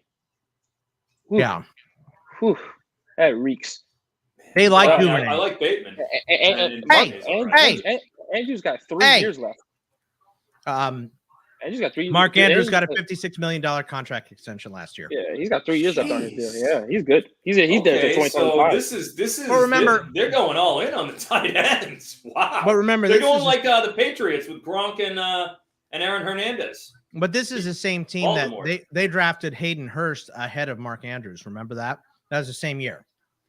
And Hayden Hurst is now on the Bengals. So he's already been flipped. He was on the Falcons before that too. So, Wow. So that's wild, Bogsy. You get your inline blocker with Kohler, and Isaiah Likely is your receiver, which is exactly the same shit they did last time, and it worked with Andrews and Hayden Hurst. So Xavier's having a good old time over there. What are you laughing at, Xavier? Well, as you can clearly tell, whatever I was laughing at just got me hit. So, anyways, it's the way it goes. Packers take Zach Tom out of Wake Forest. Ooh, that's a good pick. He's another good athletic guard.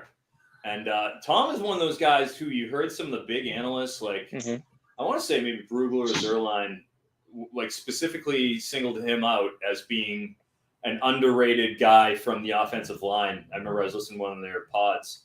And like Zach Tom was a guy that they specifically said, Zach Tom's a good player.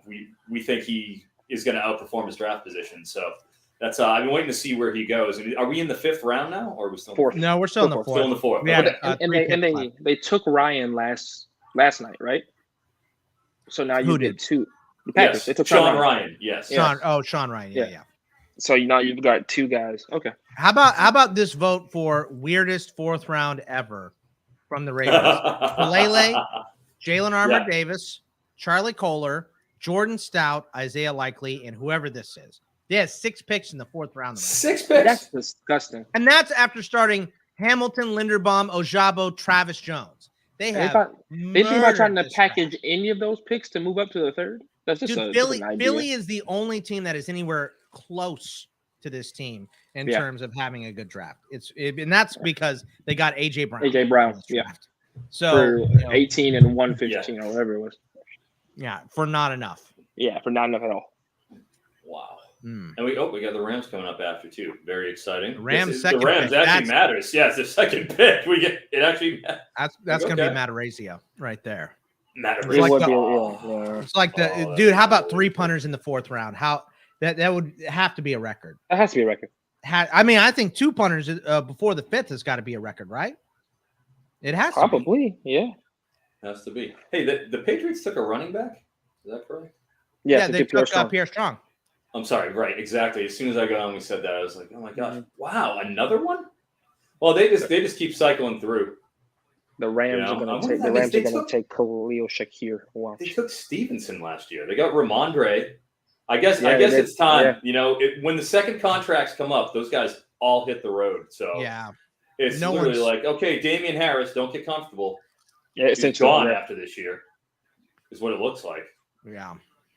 Yeah, I like that. Speaking of the Ravens, he just flashed up, dude.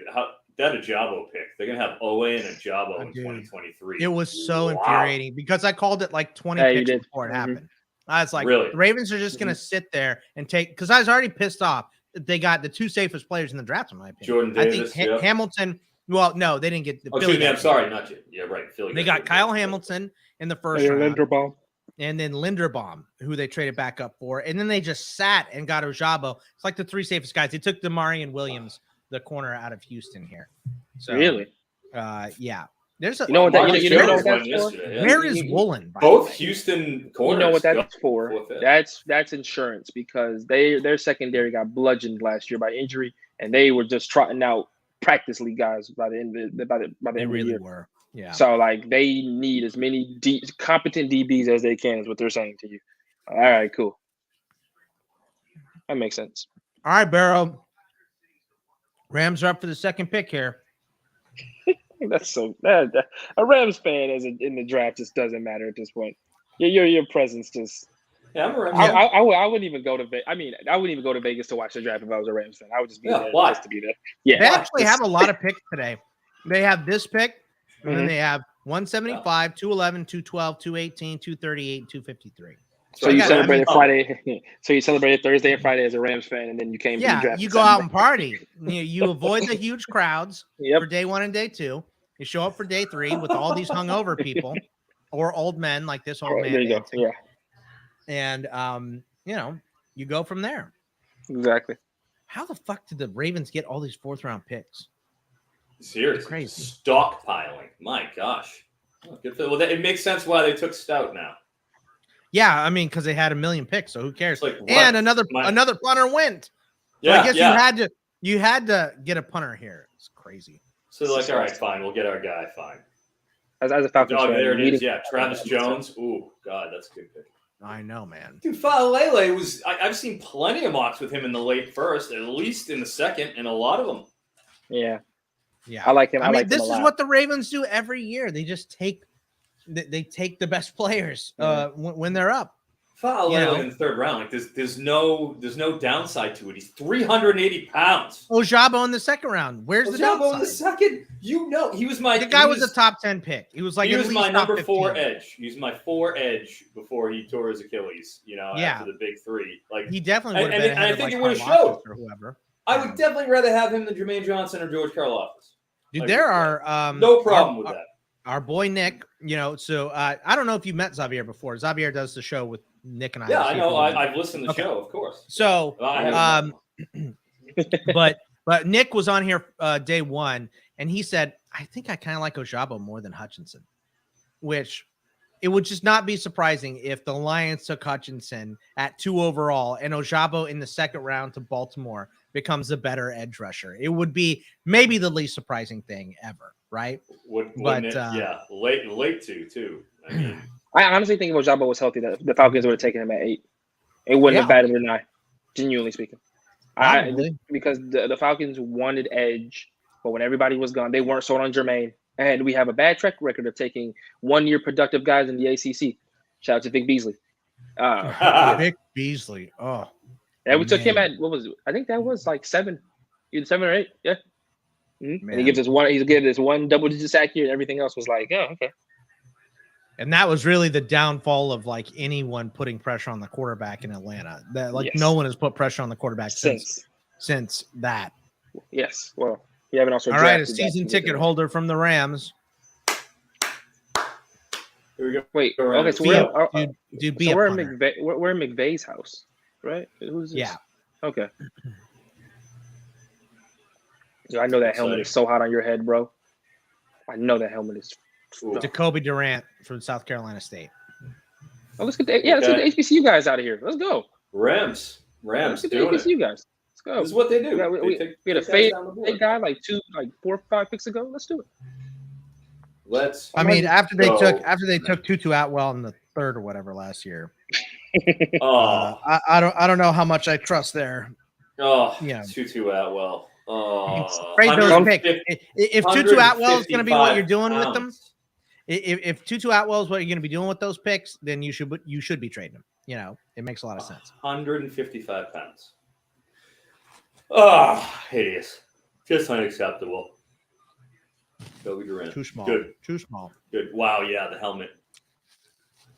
Yeah, that guy looks like a psychopath. I mean, if you're at day 3 of the draft, you're probably a psychopath. I loved that they're showing all of his good highlights against Clemson. We love this. Like his entire highlight package on NFL Network is all Clemson.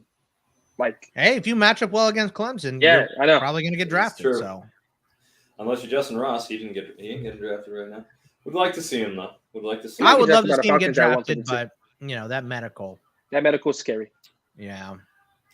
Absolutely. All right, the Titans are up again. I'll be taking on Bo Collins there. This should be Khalil Shakir. They also interviewed every tight end in this class. So how about Chigazim? Okonkwo, huh? But he's small. Ooh, Calcaterra, All the other medical, fucking tight ends are gone. medicals. They interviewed McBride, his Dulcich, Likely, Ruckert, Otten, Woods, Calcaterra. Well, Calcaterra's there. Bellinger. 7 of their tight ends. They interviewed 9. Do you take Cole Turner? He's the only one they didn't interview. I mean, they could. Wow. They definitely have to have a tight end. They have 3 more picks after this one, though. So Sawyer's still on the board. Why? And they like their Georgia guys.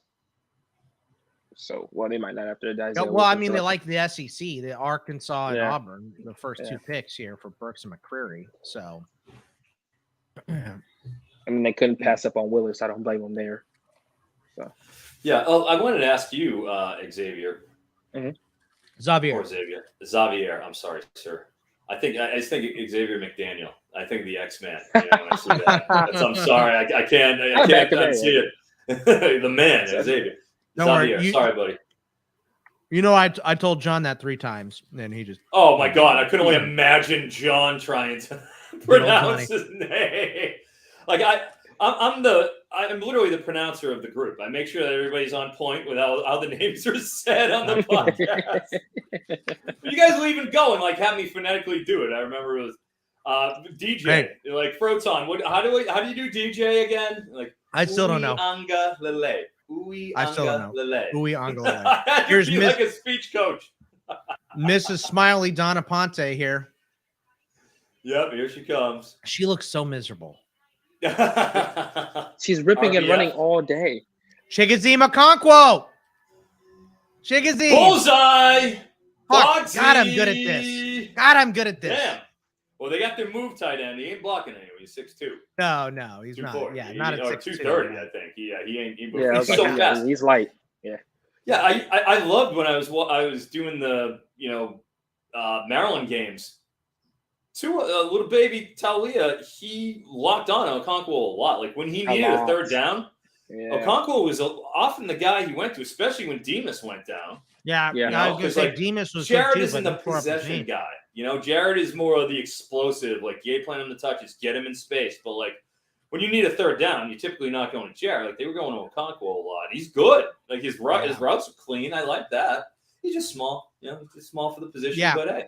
And they'll split him out. They just need receiving options. Now they got Burks and Bobby Trees, Chigoziem Okonkwo, Derrick Henry, and they took Hassan Haskins to back him up. This is a strong draft from Tennessee. They also worked in Roger McCreary, Nicholas Petit-Frere, Malik Willis in the 3rd. This is a great draft by Tennessee. I'm assuming they'll use him much like Jonnu Smith. Gerald Everett before that. They have their blocking tight end in they signed Austin Hooper. I forgot about Austin. Yes, they did. Yeah. But he'll block, right? He'll block. So he's not as good as he once was. So. Austin Hooper in blocking is well, it's like a receding hairline. Yeah, he's better than Chigoziem. I'll say that. Yeah. So this is the Commanders. This is one of the picks that they got from letting the Saints move up to get. Okay. Did they go corner? Well, I mean, they could use. They need corners. They could just use. This better be an important pick. Pretty bad. Yeah, they better nail this because they went up and my gosh, Dotson. I like how you said it's an important. Teens. That you said Dotson it's an important in the teens. pick, and they have a guy in a lizard costume to announce it. I love this. This got to be Tariq Woolen, right? This got to be Woolen. No, it's the season. It's another season ticket holder. Well, of course. Hey, well, you know what? If you're paying that much money, you deserve to come up and announce a pick. That's true. If you had to watch that shit team for how long? Yeah. That is terrible. The Washington Embezzler selects Sam Howell, quarterback, North Carolina. Oh, yes. The guy who announces it, it's perfect. It's the perfect guy to announce Sam Howell, isn't it? Oh man, this is what Sam Howell has earned. This is what he deserves. This is his talent level. It's funny. And he'll be playing by week 4. Daniel Jeremiah said it. Baker Mayfield. That's the vibe I get every single time I watch him. Is Baker Mayfield. He kind of stands on his toes a little bit like Baker does, and he's obviously a much better runner and athlete than Baker. But I swear, every time I watch him, like, this is Baker. This is So Baker Austin, with like Tebow running upside, For the record on Austin And Hooper. that's scary. For the record on Austin Hooper. On Austin Hooper, only 16% of his snaps last year were pass blocking. 14.5 the year before. He had a 56.6 pass blocking grade. According to PFF last year, 59.3 the year before. That's average at best, shall we say. Point Xavier. And then run blocking, 64.4. Not as bad. Mostly they have gaps. Okay, so other tight ends on this roster for Tennessee: Jeff Swaim, hook 'em, Ryan Izzo, Tommy Hudson, Briley Moore, and Austin Ford. So they have some guys. I knew they were taking a tight end because they interviewed 9 of them motherfuckers. I actually say, well, those guys you just mentioned aren't move tight ends. I had a bet on Trey McBride going under 50.5. Obviously, that did not pan out. He went to the Cardinals at pick 70, whatever it was. Mm-hmm. So, but I like this pick. I like this pick of Sam Howell to the Washington. The juice is worth the squeeze. Oh, we're in the 5th now. Oh, there it goes. In Sam the Howell, 5th, yeah. Pick. Well, it's funny because again, obviously, I try to watch as much draft shows as I can, but Austin Gale from PFF had Sam Howell as his numero uno QB. I love that show, dude. I love him and Renner. Yeah, him and Renner? Absolutely. Yeah. Absolutely. I got to hang out with those guys at the Combine. Did you really? That's awesome. Yeah. I got to blow bong hits with Austin Gale one night out at the Combine previously when I was in Cincinnati. So it was a good time. He's a good dude. Yeah. Good guy. And absolutely. Renner is just as cool as you'd think he'd be. You think because he's literally like the most handsome person on the planet. Like he might be a little egotistical, but he's actually really chill. Like I suppose when you've been that handsome for that long, like it's just you're used probably to it. Start to forget, right? Yeah, you just forget. I'm just a normal person. I'm not just. The Bachelor, I do love. I did love the story of him going up to Matt LaFleur and saying, season ticket holder, or part owner, or whatever it was, when he introduced himself to LaFleur. So that's hilarious. I mean, that is such a terrible look, and he knew it immediately. He's like, yeah, I was probably a little too drunk last night when I was in Indy and meeting all these guys. So I'll tell you something. I was at that bar. I was at Prime the first night of the Darian Kennard to the Chiefs, by the way. That's a good pick. Wow, he slipped. What a steal. What a steal. Major. Yeah, he's not a tackle. Fine. But kick him the guard. He's a mountain. They took Trey Smith in the 4th round last year. Bang. I think Darian Kennard might be another one. Great call there, Xavier. Absolutely. They got a steal last year, that Tennessee guard, who went right in and started. Yep, Trey Smith. Creed Humphrey and Trey Smith fixed that line. Exactly. Slayed 1,000%. That draft last year, that offensive line. And now they go and they pick. I mean, how can you argue with Darian Kennard here? I think I even cut a video last night. I can't quite remember. But I love what the Chiefs have done. I can't argue with what they've done at all. It's a hell of a draft. I'm going to see exactly. Hopefully they'll throw that stuff in. But yeah, I was at Prime at the Combine.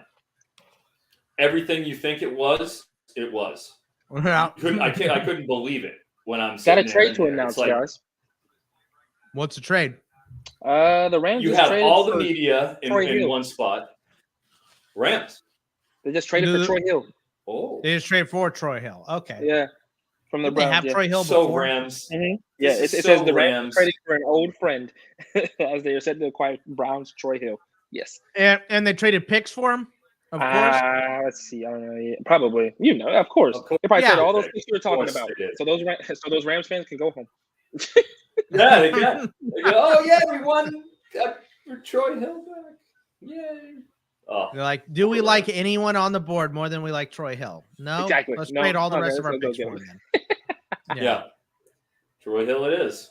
Here comes a weird pick from the Giants because it's been weird. Like Thibodeau and Evan Neal, great. And then after that, Wandale, when you already have Kadarius. And he's got 25-inch arms, Wandale.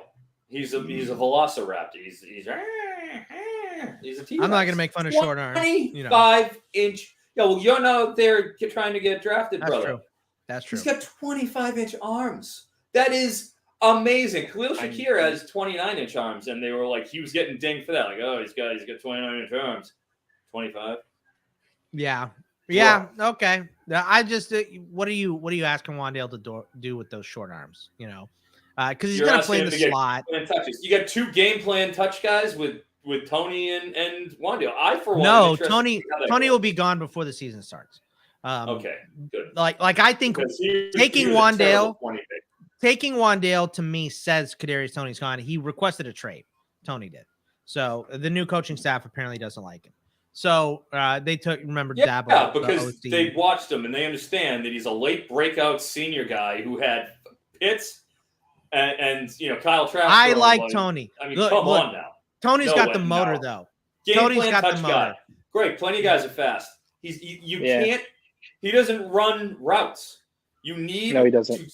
Neither does Traylon Burks for him. But Traylon Burks is 6'2". Yeah, he's 225. I understand.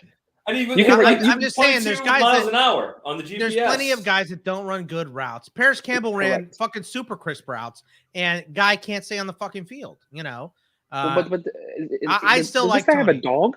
What is this, dude? What are they doing? Why are we holding up the draft for the Giants right here? They have 2 picks. So I think they were holding up for both. I'm hoping. Oh yeah, they are back to back. You're right. They're back to back. So I'm hoping that they get both of them in order. We can just blow past those guys. Xavier, let me ask you something. Mm-hmm. As a Falcons fan, yep. Malik Willis is there, Ritter's there. How did you feel in the moment when they passed over Malik Willis for Ritter? How did you feel about that? I thought it was the safer of the 2 picks. I think that when you think about Willis by far has the most upside when you're talking about the 2. But I think Ritter is a guy who's maybe a little bit more pro ready, just a tad bit, not like by a large margin. And I think that Arthur Smith feels like he's more coachable as well. That's what I kept hearing. And I think that he's a guy who they feel that can come in and literally learn from his carbon copy, which is at least build wise, which is Marcus Mariota. And I think they give him an opportunity to learn faster than what Malik might have been. The other part of that is Malik's from Atlanta. There would have been a semblance of pressure from the organization to play Malik as soon as Marcus had a terrible game, which could have been game 1. And, not only is he from Atlanta, he wears 7. I mean, the comparisons would have been made from day 1 from the family. Yeah, they're already there. And so if you don't want to make that decision and essentially put yourself behind the 8 ball as forcing your hand, you take Ritter instead. You go, okay, we'll coach this guy up, and he may be better in the short term where Willis might be better in the long term.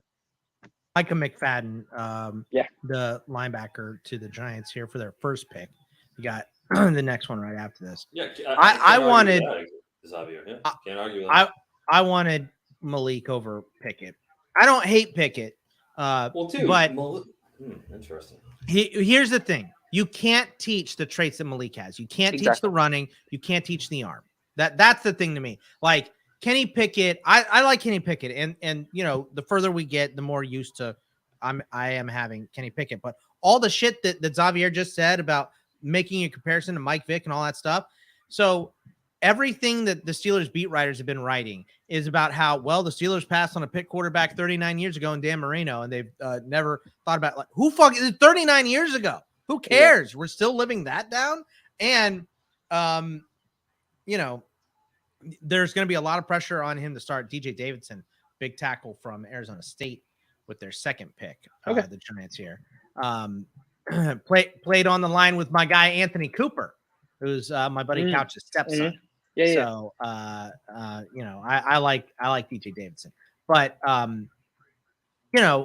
like I said, once again, it's not that I hate Pickett. It's that you could bring Malik Willis in to sit behind Trubisky for 2 years, teach him all the stuff that he hasn't worked out yet. Teach him proper footwork.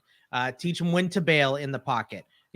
How to lead a receiver. All those little things can be taught.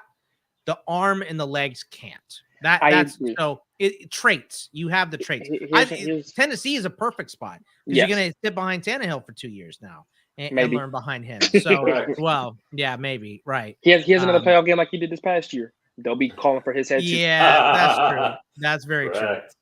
So, and Steve Palazzolo on PFF pointed out that AJ Brown made the big difference for Ryan Tannehill. He's a league average quarterback. AJ Brown comes in and now he's a Pro Bowler and gets a huge contract extension, right? So it's probably more about AJ Brown. We'll see if Traylon Burks can do that stuff. Well, yeah. But that was a big part of it. And the Bills just traded up for this spot. Yes, they did. Yeah. My thing with Willis on top of that is when you look at Willis, some of those things though you can only work out with him playing. Like that's true.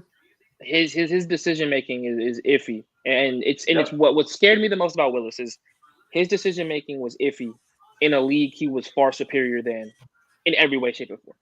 Like there's no way you throw 3 picks against ULM. It's just unexcusable. Like that's just a game that where you look at it.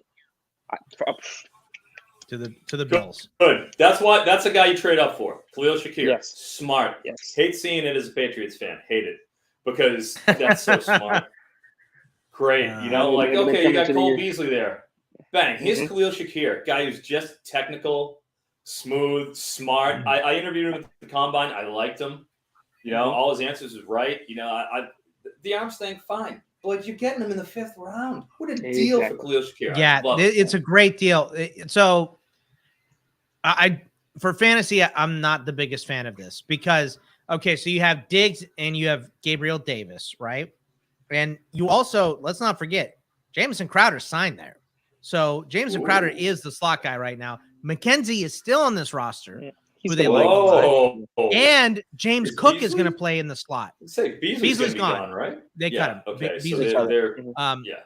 So you also have James Cook who's going to play in the slot. So now you have 3 players for one spot in Cook, Crowder, and Shakir. Is Singletary still on there?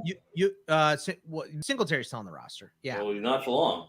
When he'll be there. Zach Moss is going to get cut. You mean James Cook, right? Yes, James Cook. Yeah. I don't think they see him as that. I'll be perfectly honest with you. I think they see him. How can you not? Well, because I think they may use him more of an RB1. You got to remember, the Buffalo Bills are not a team that.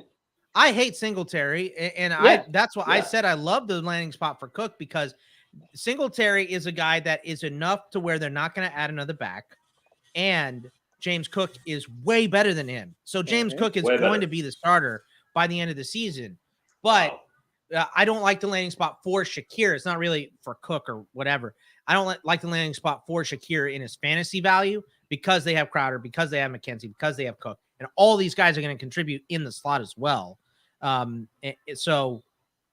love Shakir. I love the player. And I think after this year, it's Shakir's spot. He's the 3, right? Because it's Gabe Davis, it's Stephon Diggs, and then it's Shakir for sure. And at that point, Cook is also your number 1 running back. So now you're clicking on all cylinders on this roster. I love that. So I love for Dynasty, I like it. For this season, I don't know. It's one of those. It bangs Cook a little bit. It bangs Crowder a lot. So it does bang Crowder a lot. Right. But I also think that Crowder might be a guy that even though you signed him, was it to anything lucrative? Because if it wasn't, then you might be looking at, to get some insurance in that respect. Because if he comes into camp, you don't necessarily like him. You have a guy in Shakir who fits his mold and obviously is cheaper, younger, the whole 9. So I think that, and I think Cook is RB1 by week 3 or 4. Commanders. Yes. Cole Turner. Yes. There he is. I like that to move for them. Talk him up, Eric. Talk him up. I know you watched a lot of Nevada, so talk up Cole Turner. Oh, I mean, if you want to move tight ends, that's what he's going to do. He's not going to block anybody. Don't worry about that. He might get in somebody's way a little bit, maybe a little chip. But he's big, so he can stand in the way. He can chip, but I mean, he's out there to catch passes. I mean, he was in the air raid system with Jay Norvell, and you don't see air raids really showing off tight ends very often. Like you count them on one finger. I would think it's pretty much Cole Turner in terms of tight ends that system has produced that have been really relevant. But my gosh, his ball skills are good. He'll lay the ball, like he'll have a concentration drop here or there. Like he definitely will. That's certainly the case. And he had a better junior year than he did a senior year. But like at this point, you want to get a kid with some ball skills?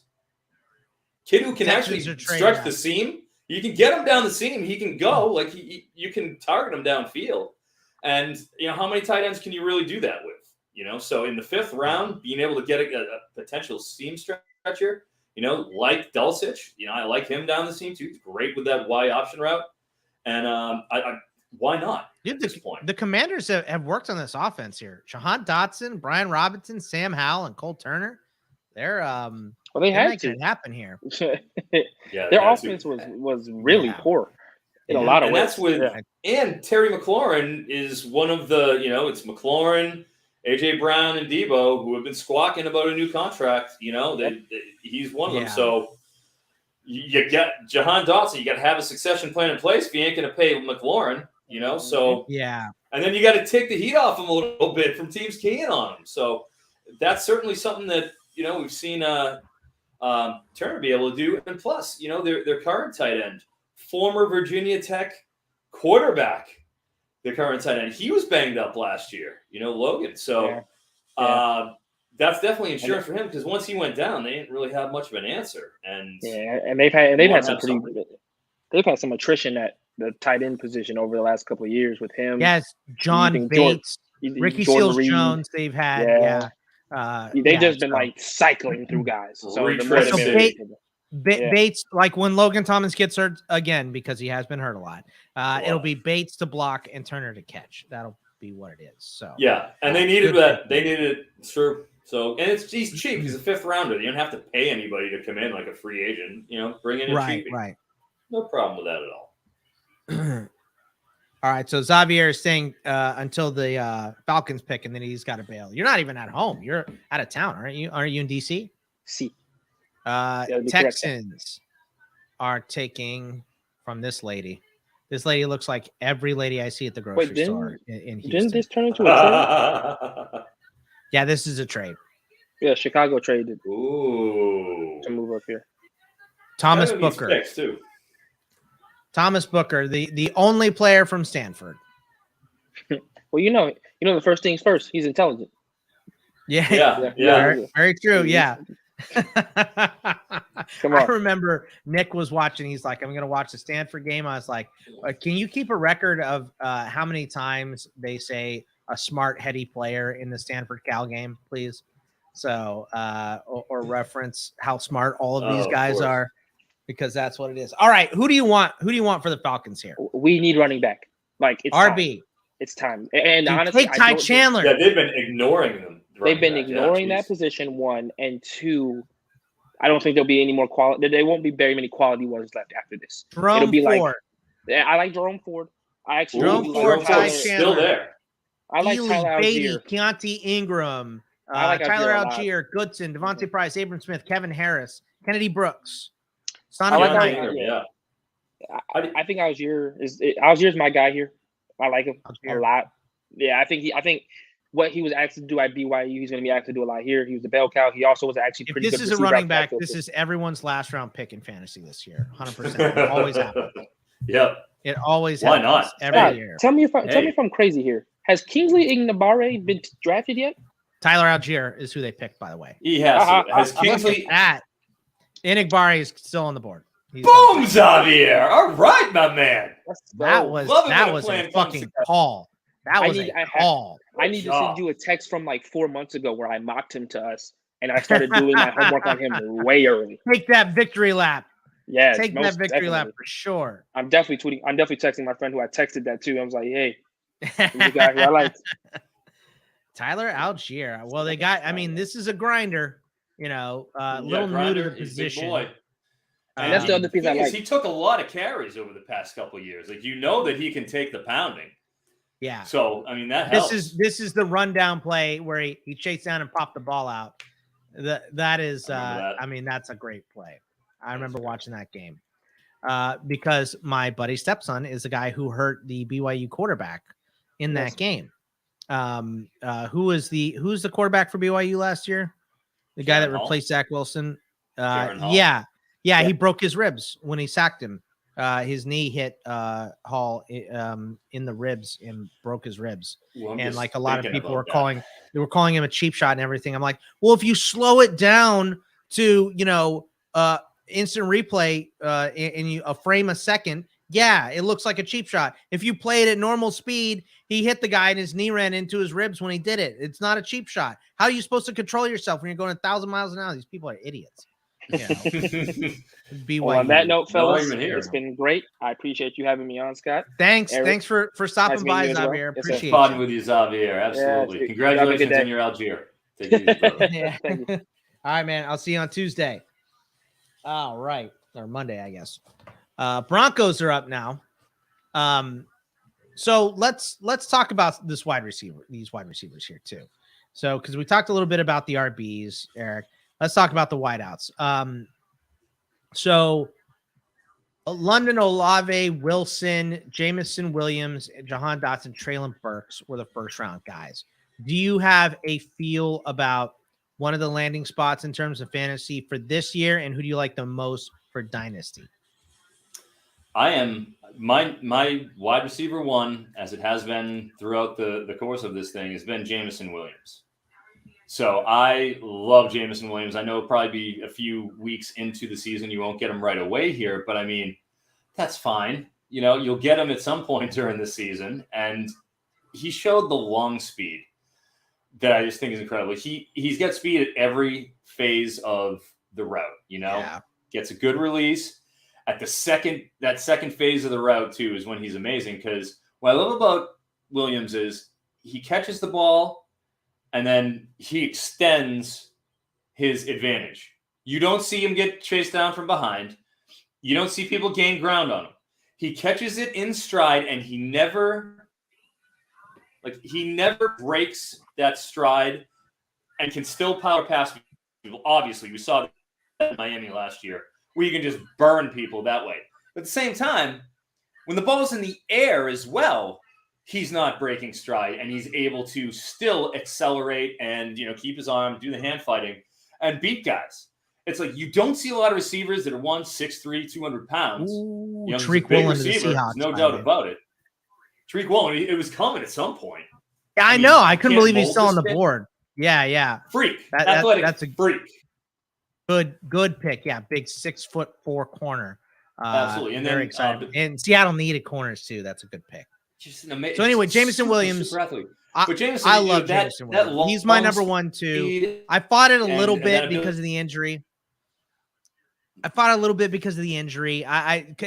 Traylon Burks a lot too, but Jamison has to be one. So dynasty, he's easily your one. Is it still Wilson? I love him. I understand that he's with Detroit, but here I'm saying Detroit. All right, stay the course. Keep Jared Goff in there. Right, keep him in there for a long time. You keep him in there every game, right? And Detroit can afford to let Jamison not even play this season if he wants. Right. And then next year when you get Bryce Young, CJ Stroud. Bryce Young or CJ Stroud. Even Tyler Van Dyke, I'm fine with down the board, but I don't think they're going to be down the board. They're like Bryce Young or CJ Stroud would be gold. And then you have Jamison there. He's ready. You got Amon-Ra, DeAndre Swift, you know, DJ Chark signed a 1-year deal there too. So if he comes back, you got a pretty nice 3-headed monster there. Along Chark, with those Swift and Williams too, and Hawkinson, a top 10 pick before, and you built this line up. You're starting to look real good. Starting to look like you're ready to rock and roll here, and that's the plan. It's time for Detroit to take the division after Green Bay and Aaron Rodgers retires. That's Correct. What it is. But this year, Jared Goff needs to play early and often. Well, he's making $40 million, so he's playing. He needs to play. We want him out there throwing with that wet noodle of his.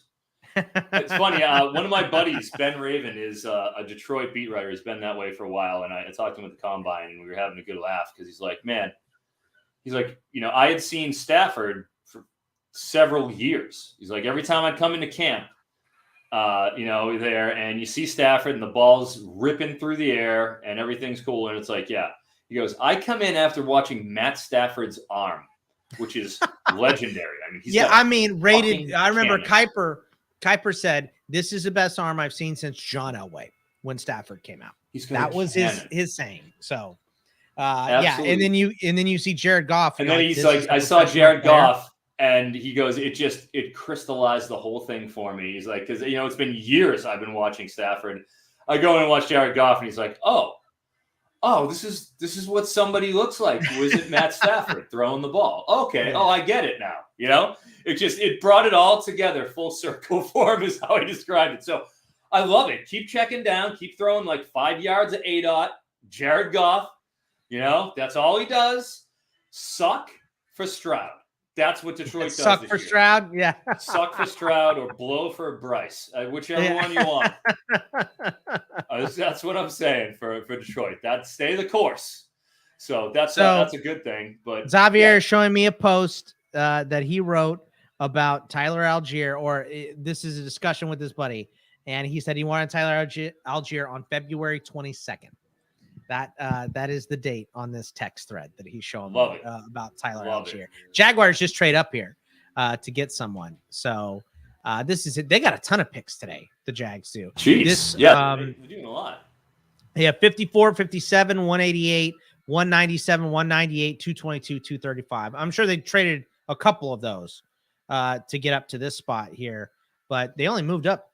Well, I guess they didn't move up 3 spots because they're still on the board for that 57. Wow. So I guess, what'd they have to do? Probably, they probably traded, maybe they have 3 6s, maybe 2 of them and a 7 or something to move up to this spot. I just hope they didn't trade a 4 next year because it looks like the class next year is going to be much better than this one, especially at the top. Oh, they got Chad Muma at pick 70. That was a good deal. Yeah, dude. Muma was very productive. Jacksonville's done okay, man. I don't know if I would have taken Walker over Hutchinson or I wouldn't have. Stingley or any of those guys. And that was all. Did you hear the pettiness that was all about? It was because Balky hates Harbaugh and didn't want Hutchinson, a Michigan guy, to be the number 1 overall pick. Guy. I mean, if there's any truth to that, it is absurd. Because I know our guys at PFF have been super critical of the Trayvon Walker, especially Sam Monson. He's absolutely. I saw that. Critical. Sam Monson's been great with that. I'm a big Monson fan, and Palazzolo actually grew up in the town next to me. I'm from Massachusetts. He's from North Reading, Massachusetts. And we can see him over all of the trees there because he's so tall. He's huge. Yeah, absolutely. Nasty Split Finger. That was the book on him. I was a baseball player. You remember? Yeah, that's right. That's right. That was my deal. So I had heard of Palazzolo, irrespective of any of this stuff. And one of my best friends, he used to play wiffle ball at his house. Palazzolo used to go over there and play with my buddies. So we actually have a connection. I actually DM'd him. And one of my best friends in my college fantasy football league that I've been in for 21 years was really close friends with one of his buddies from home. One of his buddies from home went to Bryant University, which is where he played D-line.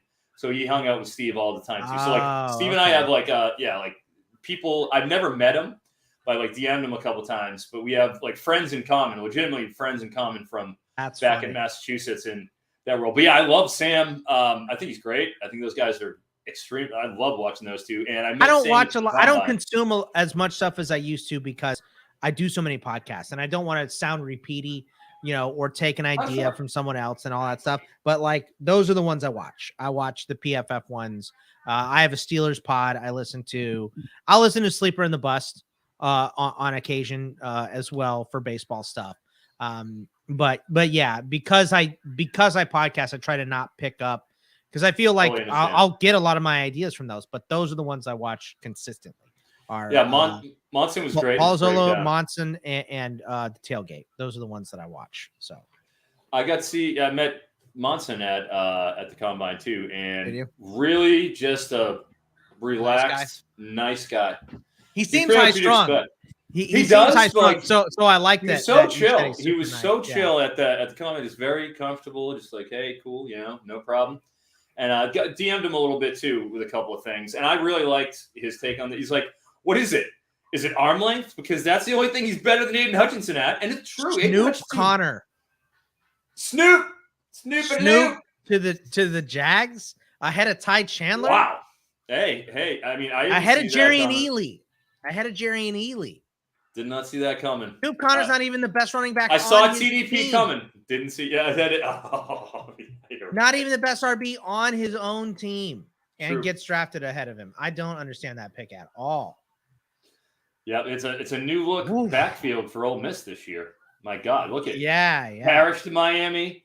The other two, Ely and Snoop are in the Who draft, is the and starter now at Ole Miss? Right now? Zachary Evans, of course. That's right. Zach, I forgot he transferred. Transferring God, over from TCU. got They so got many that Lane transfers. Kiffin money. Yeah, They got the money Jackson thrown around. Dart too. Jackson Dart, who's no, getting pushed by Altmaier. Is he I guess really? I Yeah, don't he know if looked you saw terrible that. in the spring game, right? Yeah, did not have a great spring game. That was the which whole is thing, like, dude. I tell you what, the I don't USC hype machine might have overhyped him, and now he's getting the SEC with the big boys, and it's how reality about? check time. I know Quinn Ewers threw a bad pick, but that Dude, I first don't throw, give a- that, I don't that care. first throw to Nayor. I mean, I was Look pitching at a the tent. line. He throws the ball on a line. Laser. He's got a cannon. Got a absolute Ooh. cannon on And his I shoulder. love And Sam you can't tell Ehlinger. me otherwise because he does. You know, I love Sam Ehlinger, but that dude did not have the laser that Quinn Ewers has. So, I think it's hilarious how people are trying to tell me that Matt Willetsko Hudson to Card. the Cowboys. That's a real good pick too. North Dakota big boy. Real good pick, dude. 6'7" and 5'8". Big guy, yeah, big dude. And he was predicted. I saw in late second, early third in some mocks. In some of the late ones. So that's big. Danny White does the pick too. Danny White. Old school Danny White. I remember being a kid. Danny White was up there. Oh, that's Bob Sweeney. Oh, but he's got the 11. He's got the Danny White shirt. I was like, Danny White forks up. ASU. Oh yeah, Danny White. They got him. He's in the Ring of Honor. Danny White is. He should be. Cleveland. Matt Willetsko is a good pick. Well, watch the Browns. They already took Cade York. Watch them fucking draft Matt Araiza here. Dude, they were having a great draft too. Martin Emerson. They didn't pick until the third. Right? Yeah, Emerson's a good pick. So Martin Emerson at 68, Alex Wright at 78. They took David Bell at 99, Perrion Winfrey at 108. Cade York was the first weird one. But now how are they picking here? Oh, I guess they had 24 and they 124 and they traded it. So this is 156, 5.156 them because they're still NFL Network. They were showing a Weezer concert. Dude, I'm officially starting to get annoyed. Oh, really? With NFL Network. Like, I hate ESPN because they love the trauma porn and all that stuff. For all the prospects, it's like, hey, this is the best day of his life. Also, his mom died when he was 8. So here you go, But oh my God. At the combine, I had the most. Go finish and well, the concert they were showing a Weezer concert. They're showing the Blue Man Group, all this stuff on NFL Network, and it's getting annoying, dude. Let's stick to the picks. Let's concentrate on the players. Jerome Ford. The only way I'll allow Jerome Ford.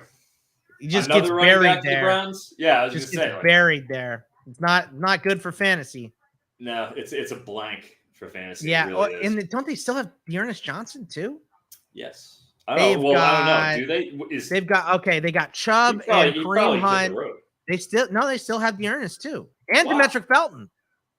The metric system. The metric system is still there. Little Demetric Felton. Yeah, he's tiny. Dude, I watched some guy, Devin Williams, Oregon wide receiver. I'll never forget it. And he's sitting there, and there aren't like some players get a lot of people running around, and like these guys who are down the board, like nobody's really there. But I like talking to all the guys that are. Yeah. Oh, you muted. Yeah, because I'm a college fantasy football guy. I don't care. I love all these. Great. Oh, yeah.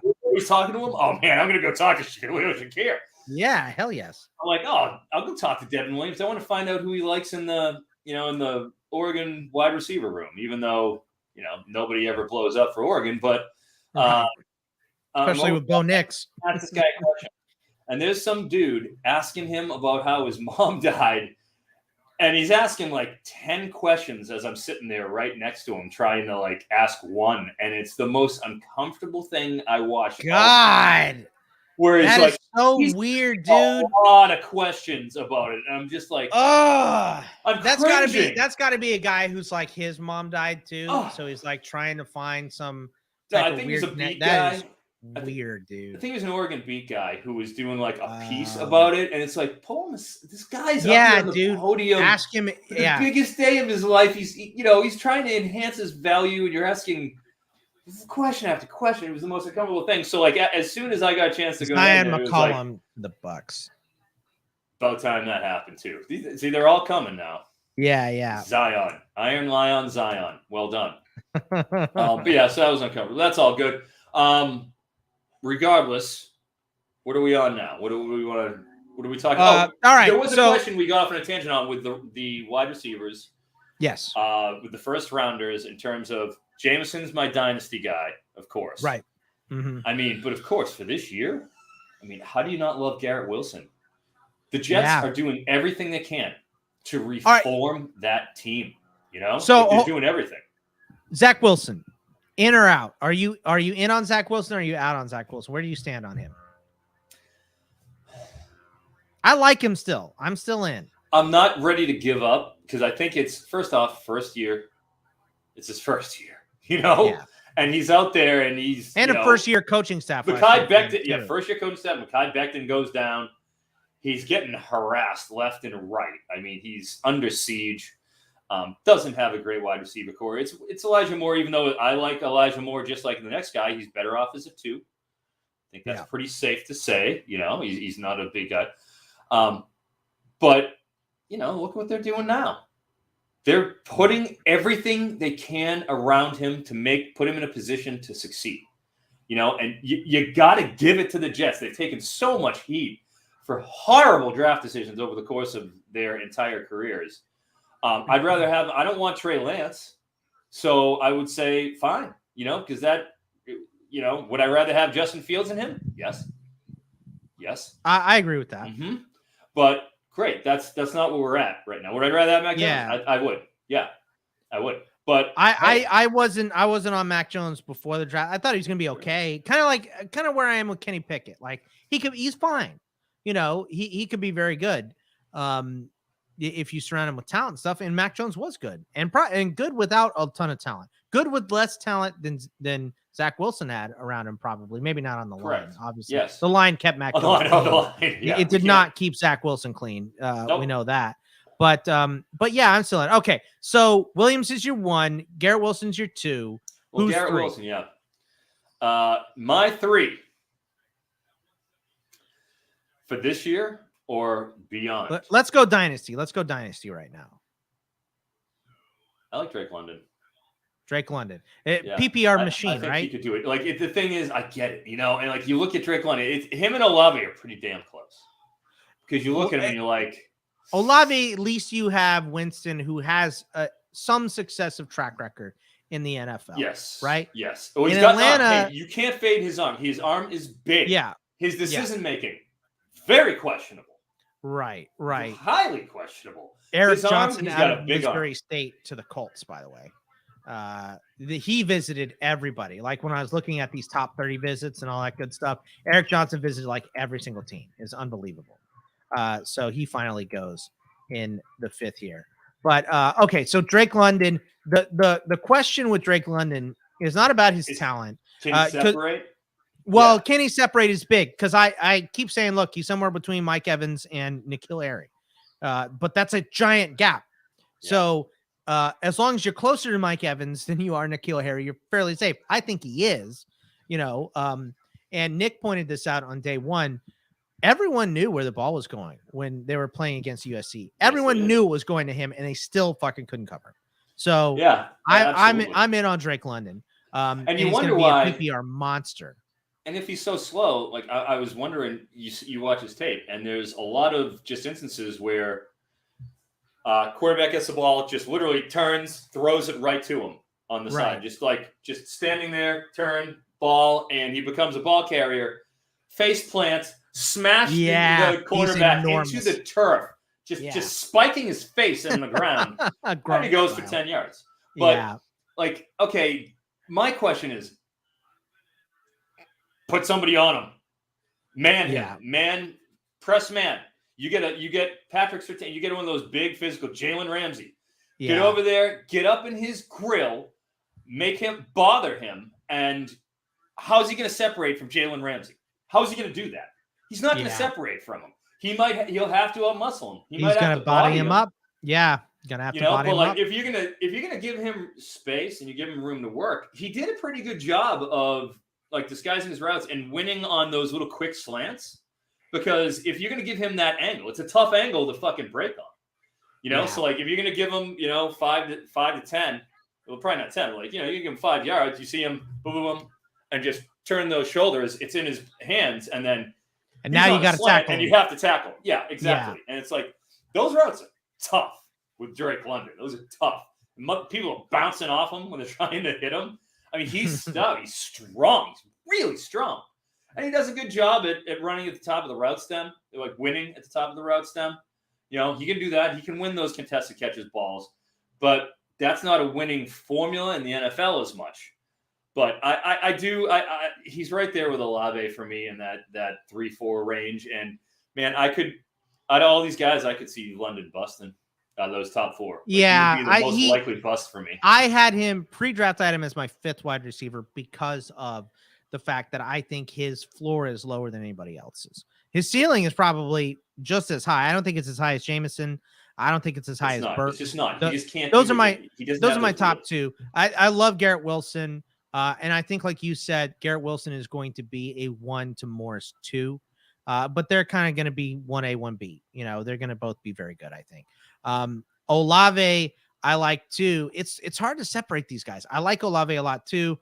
Maybe a little bit less than the other guys because, Winston's there this year. If Winston doesn't work out, who's the quarterback there? Their defense is going to be good enough to finish them, Yeah, they're not going to get a top 10 pick. Yeah, they're not going to be where they need to be.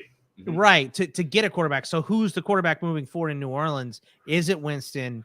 Is it somebody else? That's a big question for me. But Treylon Burks, I really like Treylon Burks. I love his landing spot too because they got to have somebody. It's Robert Woods, and he can work on his route running on the field, which is what you want from a wide receiver. You want him to work it out on the field, not a quarterback that can go in there and make a million mistakes and completely change the face of the game for you. They have other options to throw the ball to in Tennessee. So getting him on the field, running him short routes, and making him get yak is what he's going to do because he will wiggle and he will run guys over. He will also moss some corners. So I'm really excited about Burks too. And then Dotson just by default has to be the last guy here. It doesn't mean he's bad. I think there's a chance that Dotson is one of the best wide receivers in this class. There's also, but a lot like London, I think Dotson has a lower floor than the other guys too. Mm-hmm. Because he doesn't have the size that these other guys have. If he had size, then great. He doesn't have he's not crafty. He's not Garrett Wilson crafty either. Like Garrett Wilson being able to just put people in the spin cycle with his Dotson is technique. Like smaller Ayuk. A little smaller bit Ayuk. Wow. Interesting. Just good route runner, very technical. Mm-hmm. I think he's faster than Ayuk too, obviously. Smaller, faster Ayuk. That is what Jahan Dotson is. Just a route technician who's also going to get open. But it's like the thing about Dotson is you watch those highlights and he's just better than everyone on the field. He's one of those guys where you watch him against Iowa, they can't cover him. Doesn't matter who they put on. And they just had Dane Belton drafted. They have NFL caliber talent on that defense, and they can't stop him. So Moss, all Big Ten. Moss was awesome last year. Right. So they have good players that are NFL caliber, but they still can't stop the guy. So so that is the first fair. Rounders. Let's look at these. Let's look at the rest of the class here because Sky Moore goes in the second round to the Chiefs, which obviously Christian Watson to Green Bay. Bay. He kind of has to because he's a Green Bay. He almost is in that. He's almost the 7th guy out of those top 6. Like he's almost in that class because of landing spot. And but are you going to put he's raw? How about this? Watson to the Packers versus Sky Moore to the Chiefs. They're kind of both in the same boat, aren't they? Where it's like you have to put them as the 7 and 8 just by default because it's the perfect situation. The good quarterback landing spot. Great and they need him. They need him. Yeah. Marquez Valdez-Scantling, fine. He has his role, in KC, and he can be that outside jump ball guy. That's cool, but they need the technician, Sky Moore. I mean, they traded down even, for the Patriots and still to took trade him. up, Yeah, and the Patriots take Tyquan and Thornton. 3 wide receivers went between those 2 picks. I didn't understand that at all. I didn't understand that. Dude, obviously a Patriots guy, and it's the 4-2-8. It's like, whoa, is Al Davis drafting for the Patriots with the 4-2-8 guy? What's going on here? The Henry Ruggs situation.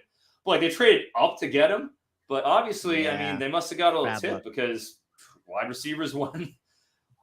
The wide receivers went. Alec Pierce, George Pickens picking right after him. Right. So but that's classic Patriots. You just don't know. You just don't know who they like, who they want. Yeah, that was, going back to Paul Zolo, he said when they took Cole Strange in the first round and everyone thought he was like a 3rd round guard type of guy, he said, hey, look, if this was a wide receiver, I wouldn't trust the Patriots, but interior offensive lineman, I'm going to trust Bill Belichick because he has made a career of taking guys and turning them into Pro Bowlers that you've never heard of. So absolutely. Cole Strange, okay. But what he just said about wide receivers is the same thing about Tyquan Thornton. Like it's nice for Thornton's future value because he was a high pick, right? So he gets a longer leash. Like, N'Keal Harry got till this year. So he'll get a longer leash, which is nice. But how are you taking Watson? How is Thornton going? And Alec Pierce, all these guys going ahead of Sky Moore was very surprising. Pickens and John Metchie, big receivers. They I understand. It's a tight. Yeah, I understand. They want a small guy with giant hands, small giant hands, 10 like a quarter inches or something. Who is that? Who has the giant hands? Thornton? Sky Moore. He has the biggest hands in the wide receiver class. That's amazing, crazy. Isn't it? You know what I want to see? I want to see him and Kenny Pickett do like the hand thing. I want to see them do the hand thing. Put the hands up to each Absolutely. What is the difference between a 10.5-inch hand and an 8.5-inch hand? We'll see. Yeah, exactly. Which, by the way, the hand thing, fuck off with the hand. I do not care about hand size. It's concerning for Pickett.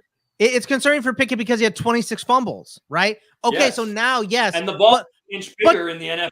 You didn't have to measure his fucking hands to know he had fumble problems. That's the whole thing to me. Like, you don't need that measurement. Adds context. It's just something to talk about. It's bullshit. An inch big. The ball is an inch bigger. Dude, who is Montrell Washington? This is the first guy I haven't heard of. Montrell Washington. From Samford. Montrell Washington. Isn't that the guy who sings "This Is How We Do It"? Isn't that... This is how we do it. Oh, that's good shit. That's good shit, Fred Simon. Thank you. This guy isn't on my board. I don't know who he is. I don't know. And this is the first guy. I don't know. Do not know him. Yeah, there it is. It's going to be something. It's going to be guys, It seems like we've had a pretty good amount of small school dudes too. Sanford, all right. We definitely have. Okay, so he's the number 70 wide receiver on Dane Brugler's list. Montrell Washington. Sounds good. And Bruggs has everybody. His list is ridiculous. He doesn't even have a write-up. He doesn't even have a write-up for him. No, he's way too down there. He can't do that. I ran a 4.45, 2.48, 20, 1.6, 10-yard split, 36-inch vert, 10.4 broad. Oh, DeMarco Jackson just went recent. Yeah, DeMarco Jackson from App State went. I like DeMarco Jackson. DeMarco Jackson. I just watched some tape on him the other night. It's like, I like him. He's a little wild in his rush. Like he's got to be a little more controlled. Titans just took Kyle Phillips. Bang! Another target. Bang! The Titans are stacking this wide receiver group. Kyle Phillips could stick around. Dude, they've done a good job of adding talent here to the offensive side of the ball. They got McCreary too. I love the McCreary pick. Burks, McCreary, Petit Friere, Malik Willis, Hassan Askins, Chigazim, and Kyle Phillips. They are drafting playmakers. On the offensive side, loading up. Dude, McCreary, in terms of in college, he's probably the best cornerback in this class. In terms of his college acumen, he was a nasty corner in college. But again, short arms. He's got short arms. Yeah. He's small. Like that's why he slipped. But I love McCreary, and I'm glad he's not in the Patriots or the Rams divisions. So good. Deal with him, the AFC South. So, all right. So, are we going Watson or Sky Moore for Dynasty? Oh, I'm going Watson. Yeah, absolutely. I think you have to. I mean, bigger. His Senior Bowl performance was legit. He was housing people in the Senior Bowl, and that's all we got to go on when you got a North Dakota State guy, South Dakota, wherever. But yeah, I'm going Christian Watson on that. I mean, you gotta. He's raw. His routes are raw, but man, well, he's got drop problems too. He's dropped like 12%. Yep. Yeah. Drops absolutely the hands, but they seem like they're kind of concentration drops in a way. Like I think his hands are going to be okay. Okay. But man, they used him in a lot of different ways. He was like, in terms of like Burks, he got used like Burks by them. End arounds, jet sweeps. He'd line up in the backfield. They give him pitches. You know, he's got he can throw a little too. Yeah, I think he can throw a little bit too, right? He can do a lot of things. And for a guy who's 6'4", 211, you know, to be able to run and like he's housing, he's got speed. He's in the 4.3s. He's a 4.3 guy. I mean, that's speed at 6'4", 211. The Rams have traded up here. I like it. I like it. Get the Rams on. Are they trading up for Arazia? This is going to be hilarious. I love it. I love it. A hometown boy. You know, LA, Southern California boy. That's right. You're back in San Diego now. That's right. Damn right I am. Okay. All right. You were like outside of Cincy for a little bit. I was in Cincinnati for 14 months. Got back here very, very end of December. Gotcha. So I've been back, and my God, am I happy. And you traveled all across the country in between there too. I drove up Seattle and then drove down and you know, Colorado. Yeah, I did from the combine. I had a fantastic voyage, and then I got super sick. Yeah. Oh man. Well, you'll have to tell me what was going on there. Exactly. Yeah. You'll get a kick out of it. Yeah, I did not know that. But that's scary shit. Okay. So we go after the first rounders. We go Watson, then Moore. It's definitely Mechie after those two, right? I am not a John Mechie guy. I like Mechie. You don't like Mechie? Here's the thing. All right, let's get on to Mechie. One, I think he's a possession receiver. I don't see the explosiveness downfield. He dropped 8 of his 38 downfield targets last year. That's what Jameson Williams did. So, like, Jameson was the burner. Mechie was working the underneath routes from within, you know, the first 10 yards. Fine. Like, he's technical. He's good. I got no problem with him. He's smooth. Saban obviously likes him. But the thing is, he's not going to stretch the field. That's not what he does, you know. And the ones that he did, it's because he was running bare ass naked down the field, you know, a lot of times where he just schemed open. So I am not, and he's coming off an ACL too. And while obviously Jameson has shown elite burst, athleticism, speed, everything. I mean, Jameson Williams has been getting fucking DeAndre Hopkins comps like that. That is so. There's no question. I like Mechie. As a PPR option, he's moving. What are you doing? Oh, DeAndre Hopkins. It's the Clemson jersey. Dude, I was like, is he about to moon me? What is happening right now? So I got my nuke shirt on. I got it. Hey, you know, right. I don't wear a pro shirt. I wear a college shirt. Yeah, I thought you were gonna moon me for a second. I was like, what's happening here right now? But I think with Nico Collins, and don't moon me, please. No. Take my jeans down finally. Been hanging in the background there. I'm like, but with Kyron Williams to the Rams, by the way. Oh, Kyron! Wow. All right, Rams. Kyron Williams. They want a well-rounded, slow running back. So look, in general, not completely, but I disrespect the combine because I don't know. I think a lot of teams did really good drafting when there was no combine. When there was no combine, I feel like better players went in 2020 earlier because you weren't just drafting traits. You had to draft, either pro day numbers, which are dicey, or film. So I think the draft was more accurate and better in 2020 because you didn't have the combine.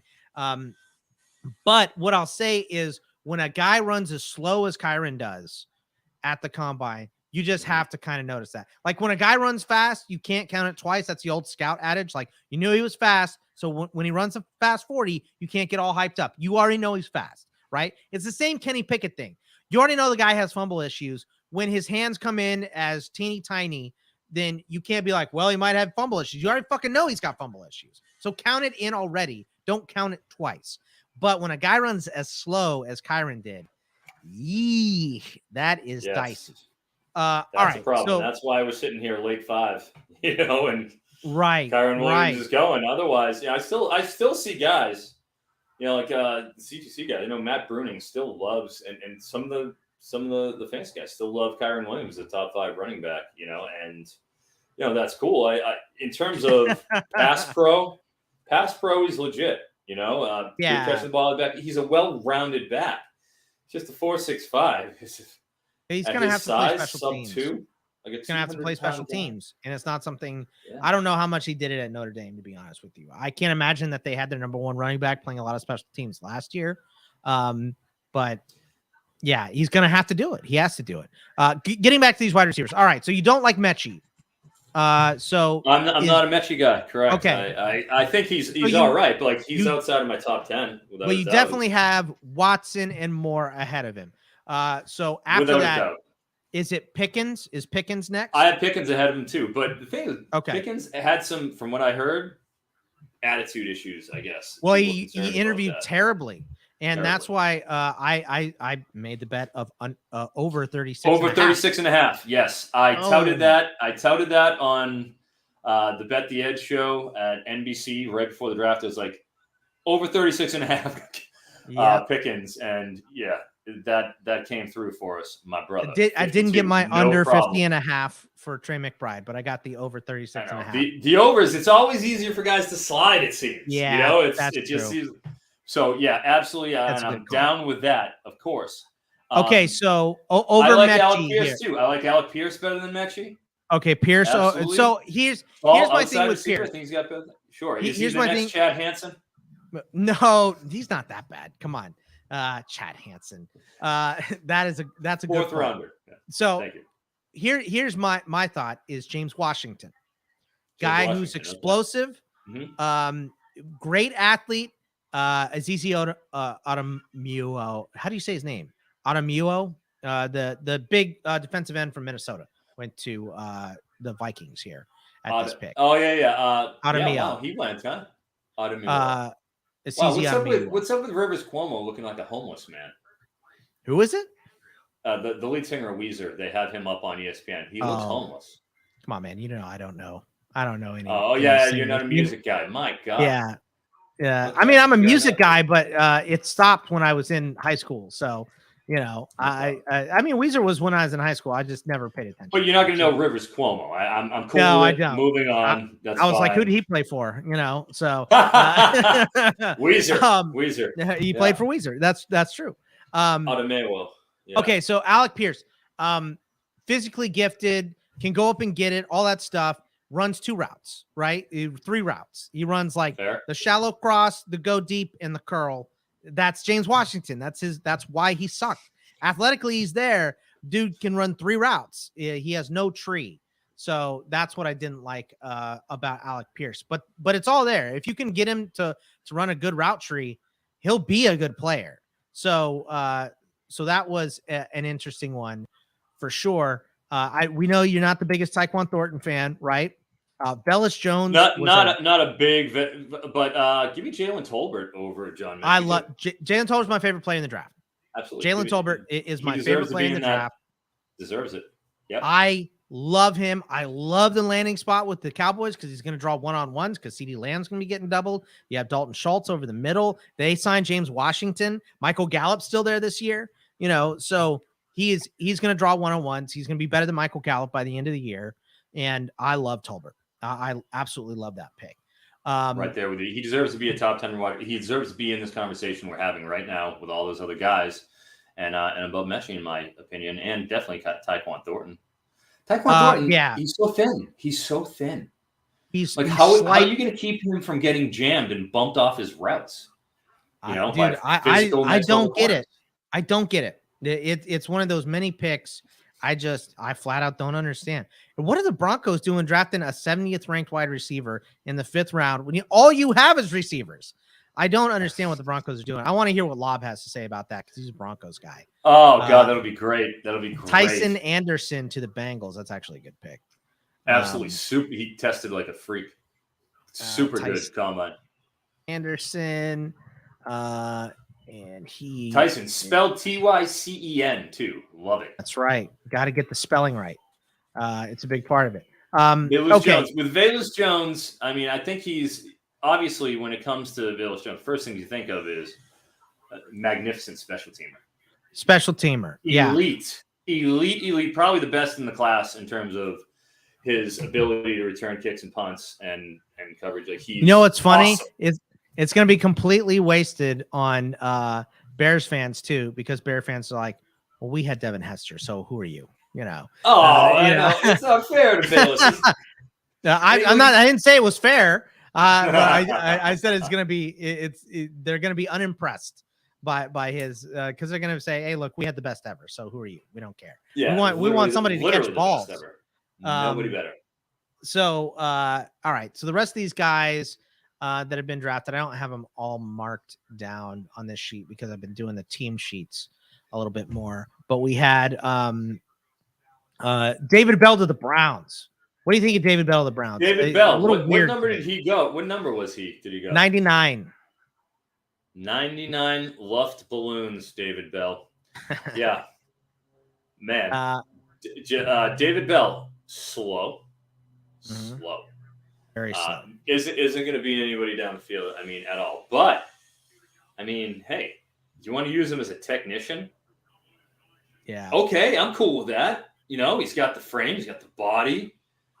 He's got the tape. He's going to catch the ball if you throw it to him. He's going to be able to finagle himself a little bit of space at the very least, So I think if you're looking at him for what he is, fine. If you want him to be something he's not, if you're like David Bell is going to be a, game-breaking wide receiver, well, that's just simply not what's going to happen. It's all in the eye of the beholder with Bell. And I think he can certainly be productive, especially if you're going up against the zone. You want him to go and try to use his craftiness. He's crafty. He'll be just fine. He was a damn good receiver in college, and he's skills. Crafty. He gets around. He's crafty. He's always down. You said no music references. Beastie Boys, though. I mean, come on. But except for Beastie Boys. Okay. Look. Beastie Boys are in my wheelhouse, dude. I had the tape. I had Beastie Boys. I had Nine Inch Nails. I had The Offspring. Okay, Smash. So this is good. At least I know what I can. Yeah. I'm still not going to know anyone's names. That's okay. I can name songs from the Beastie Boys. Dexter Holland, is that the Offspring? Yeah, for Offspring lead singer. Correct. And he's like he could have been like a brain surgeon too. He's like a very sharp genius. Guy. Yeah, legit very genius. Sharp guy. Yeah, like very MIT level. Good smart. Lyrically, everything else, I'm whatever on the Offspring. I don't put them on any of my playlists. I love the Offspring. One of my favorites. Fair enough. Pennywise had some Pennywise CDs. Blink 182, like all the 90s stuff. That's when I was in high school, like late 90s. So, the late 90s, new metal era. Ooh, new metal. Alternative. And I mean, Linkin I have Park a little bit. Too. I have a little Linkin Park, a little Stabbing Westward. I knew you'd have some of that. A little bit of that stuff for sure. So, see, my good musical taste had already been formed at that point, so I simply couldn't bring myself to listen to that garbage. Well, dude, all up until I was in high school is all like just listening to the radio with my mom. So it's all oldie stuff. Oh, good. Well, I can do that all day. Yeah, all oldie stuff. Yeah, I know. Me and your mom would probably get along better than me. I definitely have like a Spotify what is it, Pandora? That's just that channel, like 60s. So for sure, Yacht Rock channel. I don't have the Yacht Rock channel. Yeah, no Jimmy Buffett for me. So, well, I mean, Phil Collins, though. You do Phil Collins, obviously. Well, I mean, come on. Yeah, I can feel it coming in the air tonight. Yeah, if And you what think was that's it? good, Was you it should go with- Cocktail? Was it Cocktail? Was that the Cocktail? movie the film the Tom Cruise movie where he was a bartender. Yeah, he was a well, bartender with Elizabeth what was Shue. the one? I'm getting it mixed up. What was the one where his parents left for town and he threw the giant party? With Oh, all Risky the Business. Risky. Thank you, God. I don't. Why did I not get that Risky right? Business. Rebecca Yeah. De Mornay, of course, in the socks, and he does the little Rebecca slide De Mornay. across. Yep. Rex of the Yep. Porsche, etc. That egg. That was the weird egg. same. Was that the same era as Weird Science? Is that the same Yes. like timeline It was there? before. It was before Weird Science, but yes, Yeah. Weird Science was right there. Kelly LeBrock. Don't hate me because I'm beautiful. Oh, Kelly LeBrock. Kelly Get LeBrock. it. Yeah, married Kelly Steven LeBrock. Seagal as Get it. well. Did and she divorced really? him. God, Yeah, he's he's terrible, Steven Seagal. Strange human being. Yeah. Isn't he like fighting with the Russians right now? I don't know what the hell he's doing. You know, I know he's making horrible sniper-esque movies that are amazingly bad. I mean, Yeah. amazingly bad. The best But- part of Executive Decision was when Seagal died in the first 5 minutes. That's the best part of that movie. That was a good movie. That was, I don't know. That's where you got me. Is the movies? I don't know much. I don't. Okay. All I watch is sports. Movies, I I'm don't all watch over. movies. I'm such a. I watch sports. I play basketball and softball. Hang out with the wife and kid, and like movies don't even. Well, you I don't can't get even this do type them of anymore. physique that I have by not watching movies and TV shows. So, I got a lot of movies under my belt for sure. But I watch more Why are we YouTube holding up? than movies. Why are we holding up the Bears pick here? I don't know. Maybe they have somebody. Maybe they have literally an actual bear coming out to make the pick. At this point, we have lizards. Well, they have a band on stage know, right now. Oh, maybe that's Yeah. why. Is it still Weezer? We still got Weezer. I think out it's there? somebody else. I'm not sure, but I do like God. I was hoping we're gonna get done. I have to pee. I have to pee like a pregnant woman. So I will be right back. Okay, Sorry. sweet. All right. Hey, folks. I guess I'm running the show right now. Let's talk about my favorite sleeper. I didn't get to get into this with Bogsy, but I couldn't believe my favorite sleeper of the edge class is a guy that, from Ole Miss, Sam Williams. Cowboys took him, I think, at 56, 58, something like that. Let me see. I'll get it actually correct. Took him towards the end of the second round, 56. So, late middle of the second round. Sam Williams. He's a guy who probably wasn't predicted to go until round 4 or so. Went to JUCO, where he started, then came out, led Ole Miss in sacks for 3 consecutive years. Could have went out last year, but because of the pandemic season, he came back. If you watch him, go and watch some of Sam Williams' tape. And if you want to watch a full game, they have the quick cuts on YouTube of him against Mississippi State in the Egg Bowl this past season. Charles Cross was the number 9 overall pick for Mississippi State. And no, that's a good pick. He went and who was that? I was just talking about my favorite sleeper, Bogsy. I was Who's that? My favorite sleeper, who I'm thrilled because I had 2 of my favorite sleepers. One was Tyrion Davis Price. I think he's terribly criminally underrated, and let's go. And he went in the 3rd round, which is like RB 5 or 6. I want to say. That's way earlier. I had him as RB7 on my board. I think I'm the earliest of anybody that I've ever seen. Wow. So okay, I went on PFF with Ian Hartit's show. Ian Hartit's one of my very close friends over there in Cincinnati, and I went on his show and touted Tyrion Davis Price for the season. And then he goes RB5, which nobody had him. So I think he's terribly underrated. But my other guy, my number one above him, my number one sleeper is Sam Williams, defensive end. Oh, the edge rusher out of Ole Miss. The edge rusher who went out to of the Ole Miss, Cowboys. who went 56 to the Cowboys. He was supposed to go in the 4th round. Dude, these guys aren't Right. sleepers anymore. They got picked. You're I'm saying, you're doing like NFL level scouting work here, is what I'm saying. Yeah, it isn't a sleeper. Before the season, I wrote columns and went on, air, talked about Sam Williams. Correct me if I'm wrong. Correct me if I'm wrong about Sam Williams here, Proton. He was he a huge 5-star level guy coming out of high school? Is that right? No, he wasn't. Okay, JUCO. Was he's a JUCO guy? Okay, okay. JUCO kid had to go and rebuild. Ty Chandler, yes, to Minnesota. I don't love the landing spot because Cook is there, but I love Ty Chandler. So I like this pick a lot. Glad to see your boy going.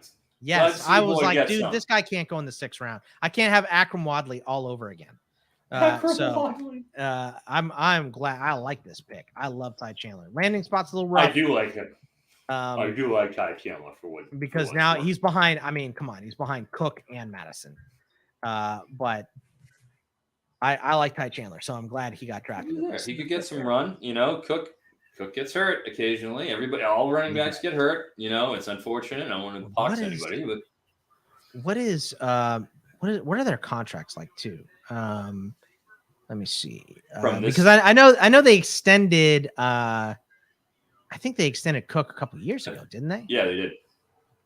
So Cook, hold on. Cook is. You keep talking about Sam Williams, by the way. Keep talking about.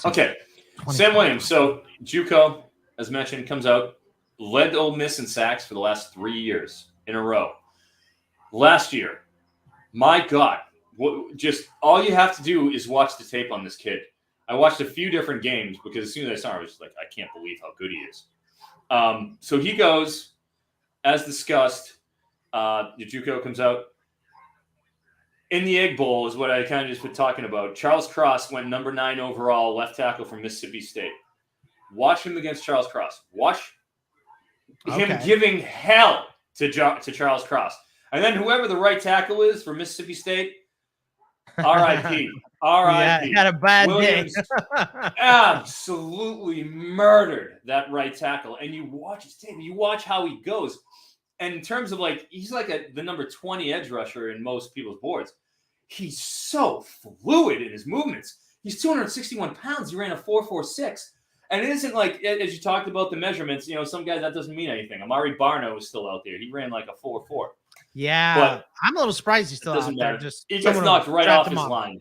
Someone will draft him on traits, though. Someone will draft him. Yeah, 240. Fine. Tegan, how do you say that? Coriano just went to the Texans at 170. Yeah. The fucking Broncos traded back up. 171 here. What are they doing? Doing some damage. Trades. Doing some damage here. Interesting. So many trades. But so the thing is with him is you watch him around the edge. His dip and his flexibility, he gets low. And he's 6'4", 261. He ran 4.46. So it's not just the speed around the edge. Yeah. He gets low on his dip, like crazy. When I dip, you dip, we dip.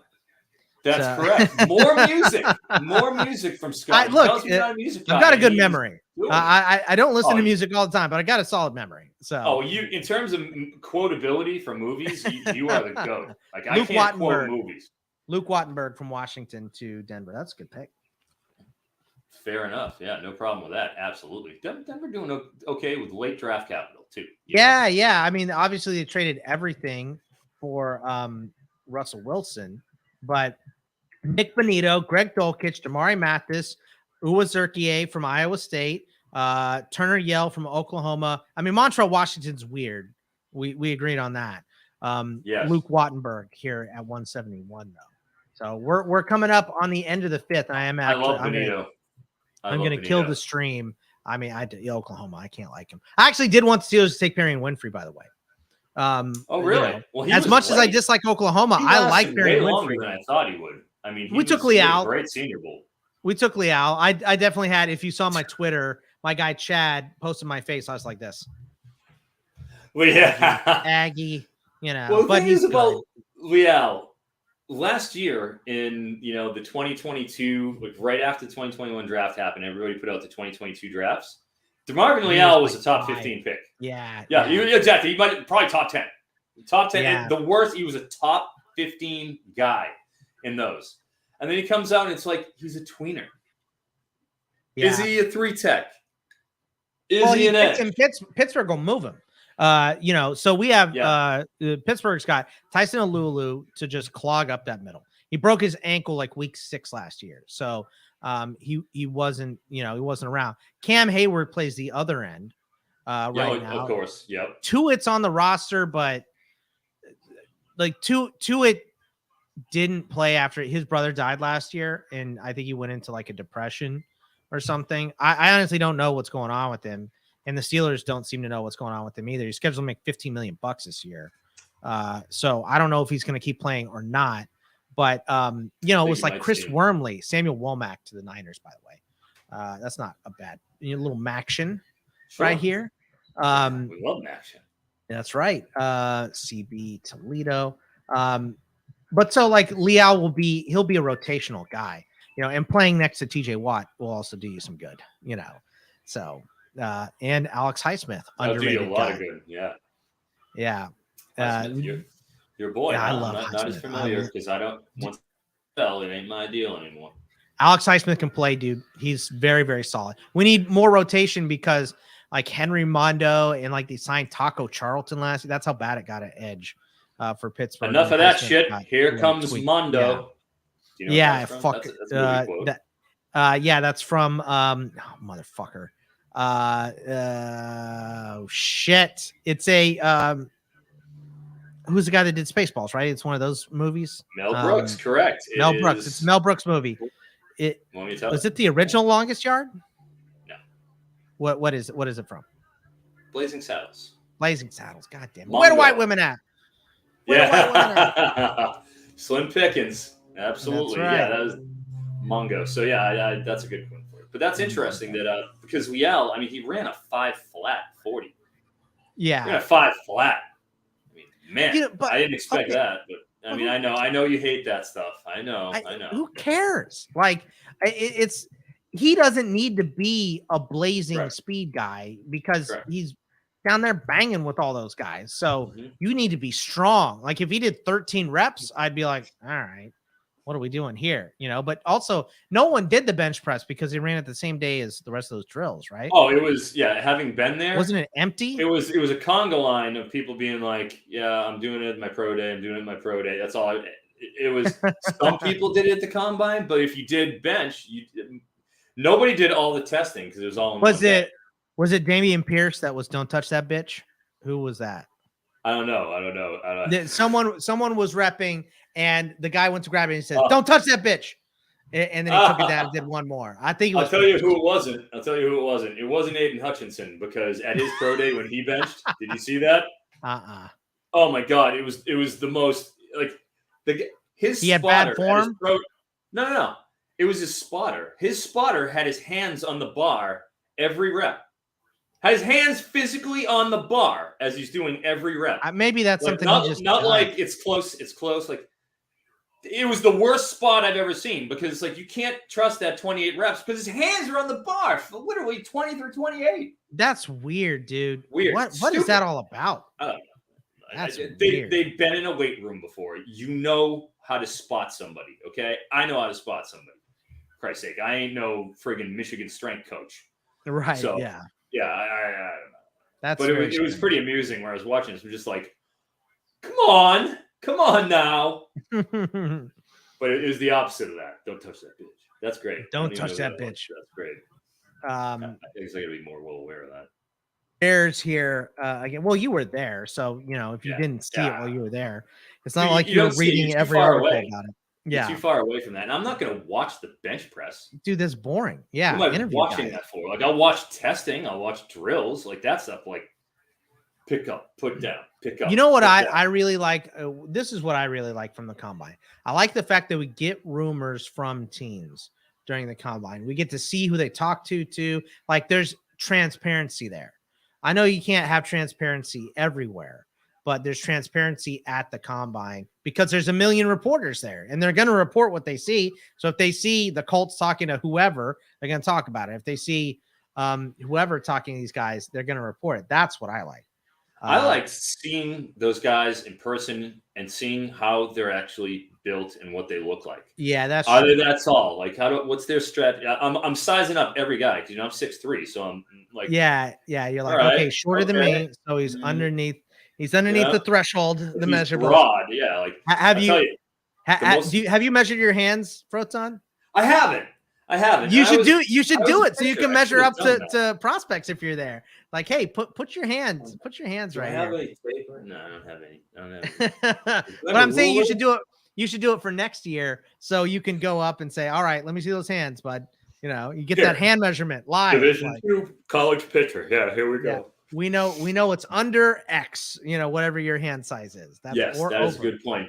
Yeah, Hey, Kenny you're the Pickett, threshold. how's it going? High Yeah. five. High five. Tiny hands. Okay. Yep. Couldn't even hold a burger. I'll tell you who was the most impressive looking skill position guy that I saw, for whatever it's worth to the people out there. Jelani McCoy. Who is Jelani McCoy? He's a tight end. He went in the 3rd round. Jelani Woods. Johnny Woods, right? Jelani. No, I'm sorry. The reason why I said Jelani McCoy is Jelani McCoy plays basketball at the University of San Diego with he played for UCLA. He played for UCLA. He's like the all-time leading rebounder for UCLA. Played in the NBA for like almost a decade, and he plays with us assholes. Oh, does he USD really? Oh my god! Like I could go down in 40 minutes if I go down and I want to play at USD right now, which my boys are, but I'm not going to do today, obviously. Jelani McCoy will be down there, and he's as big as an aircraft carrier. So it's like we all talk about like, what is he doing? Right. Like he's 7'1". I'm 6'3". I like, and when he's coming through, it's like a giraffe with his knees and his like his knees are coming and his elbows, and it's like you don't want to be anywhere near that guy when he's taking it in. You don't want to be anywhere near him because he's gigantic. There's no taking charges and pickup. You just let him go. Mike Bibby would play with his son at the YMCA in Scottsdale. So that was weird. Dominic Robinson going to the Bears here, by the way. That's an excellent 5th round pick at 174 overall. Dominic Robinson, good edge rusher out of Miami, Ohio. Yeah, converted QB. Really interesting. Jelani Woods, Bruce Feldman, freak, right? Jelani Woods looks like RoboCop. Yeah. So he's big. Like all the tight ends are big dudes. He's a different level of big. And it's not just the tall. Like this guy's with height. He is jacked and he's wide. Enormous. And pretty nice guy too. Like really good attitude. Yeah, I would think he'd be a good team chemistry guy. Yeah, so like he's not a dick. Right? He had a real good attitude. Ooh, how about this? He tested like a dream. So who was a dick? Was there a dick at the combine? I mean, you can always chalk that stuff up to guys having a bad day or whatever. So it doesn't mean that he's a horrible person or anything. But was there? I won't say anybody's dick because I don't feel like I'm I don't know. Okay, I won't say dick, but who was kind of cocky, maybe kind of and themselves. You know who my call would be? Who was it? Kenny Pickett. God damn it! God damn it! He's just a little bit too into himself. He's a little too proud of himself, a little too cocky. I don't like that. For my tastes. I'm gonna be honest. That was Ben. That was Ben his first 5 years until Ben almost died in a car wreck, and also got accused of some terrible stuff. Some stuff. That's the thing with Sam Williams. He had a little. Did he have that stuff? He had a domestic a report or something, but like charges weren't filed. Oh, so, like there was an issue. Like there was an issue. It was a report. Doesn't mean he didn't do it. Yeah. Yeah. It wasn't. Charges weren't filed. But that was something that was an issue. But hey, Jerry Jones don't care. I'm telling you, Sam Williams, just wait till you watch this kid. Jerry Jones seeing what I'm seeing because he was way down the board, and I couldn't believe it. I couldn't believe how good this kid was. I did a 3-round mock with Fantasy Pros. It was me, Debro, and Andrew Erickson, who used to be a PFF guy. Who's working full time for Fantasy Pros now. Great kid, by the way. If you need a guess for anything, Erickson is the best. He's awesome. So you should definitely hit him up. I don't do guests. You the other one who does guest, Bogsy. I don't. Are you doing a CFF pod at all this year or no? Are we doing a CFF pod? Well, this year? I thought you weren't able to do it. We can talk about that. Well, we'll talk about it. So far, I'm still on. Okay. All right. Good. Until something changes. I love knowing that. I love because after the draft, it's time to start. I was gonna say, it's time to get time to start grinding. Right. Yeah. Exactly. So it's just adding the Fantasy Pro stuff has made my I'm very busy right now. But anyway. So you're working for Fantasy Pros, doing some of that stuff, or? Yeah, I'm part-time for Fantasy Pros. I'm doing the Dynasty Fantasy Football podcast with Pat Fitzmaurice every Tuesday. We record that. It comes out Wednesdays or Thursdays every single week. That's awesome. And we've had some fucking huge guests. Pat knows everybody. So we had Jamie Eisenberg was one of our last guests. We had Waldman on before the draft started. We've had a bunch of big guests. We're going to be doing first-year player draft mocks this week. We were going to do my plan was, even though I didn't tell Pat, but Pat's at the draft right now. He's there. Sick. We were going to do like a regular one and a super flex one. But now I'm like, well, do we even fucking bother doing a super flex one? Because who cares? You know, all these quarterbacks got drafted in the third round, except for who cares about super flex? Right. Okay. Right. And even Kenny Pickett, it's like, yeah, go ahead. Have fun. Right. Yeah. So I'm doing that. I'm writing articles every occasion for them. Like I did like quick notes for all the prospects a couple a little bit before the draft, the day of the draft, actually that came out. So I'm doing little articles for them. I'm doing those pods, and I'm doing that pod. I'm doing leading off. It's a daily fantasy baseball podcast that they do. I do that nice. At least once a week. Baseball, I love it. Oh yeah, at least once a week. I mean, I gave up the basketball, but baseball is obviously still there. Baseball is the biggest thing in this league for us. So, who are the Raiders taking? What is this going to be? Your classic Al Davis? Just take Barno? Is that who it's going to be? Just take the guy that's fast. In honor of Al Davis, all right. The late great Amari Barno. Right, exactly. I remember. God, who was the wide receiver that they took? Like 10. Oh, Darius Hayward Bay. Oh, Matthew Butler's actually not a bad pick. DHB, yes, Darius Hayward Bay, and I mean you could say Ruggs too. Well, Ruggs, I mean, first wide receiver off the board, you know. Yeah, that was dumb, and I like Ruggs. Dumb. He was okay, but it's just 600 yards. At Alabama, you put up 600 yards. I understand. He also was hurt a lot at Alabama. But for Ruggs, to me, it was he played with Derek Carr when Derek Carr would not throw the ball downfield. Like those very first, like Derek Carr made a living tossing the ball downfield with confidence. Gruden came in and ruined him. 2 years in a row, Carr was awful under Gruden, and Gruden was just screaming in his face. And finally, last year, Carr started to throw the ball downfield, and what happens? Fucking John Gruden gets fired, and all that stuff. And not only does John Gruden get fired, Henry Ruggs goes to jail when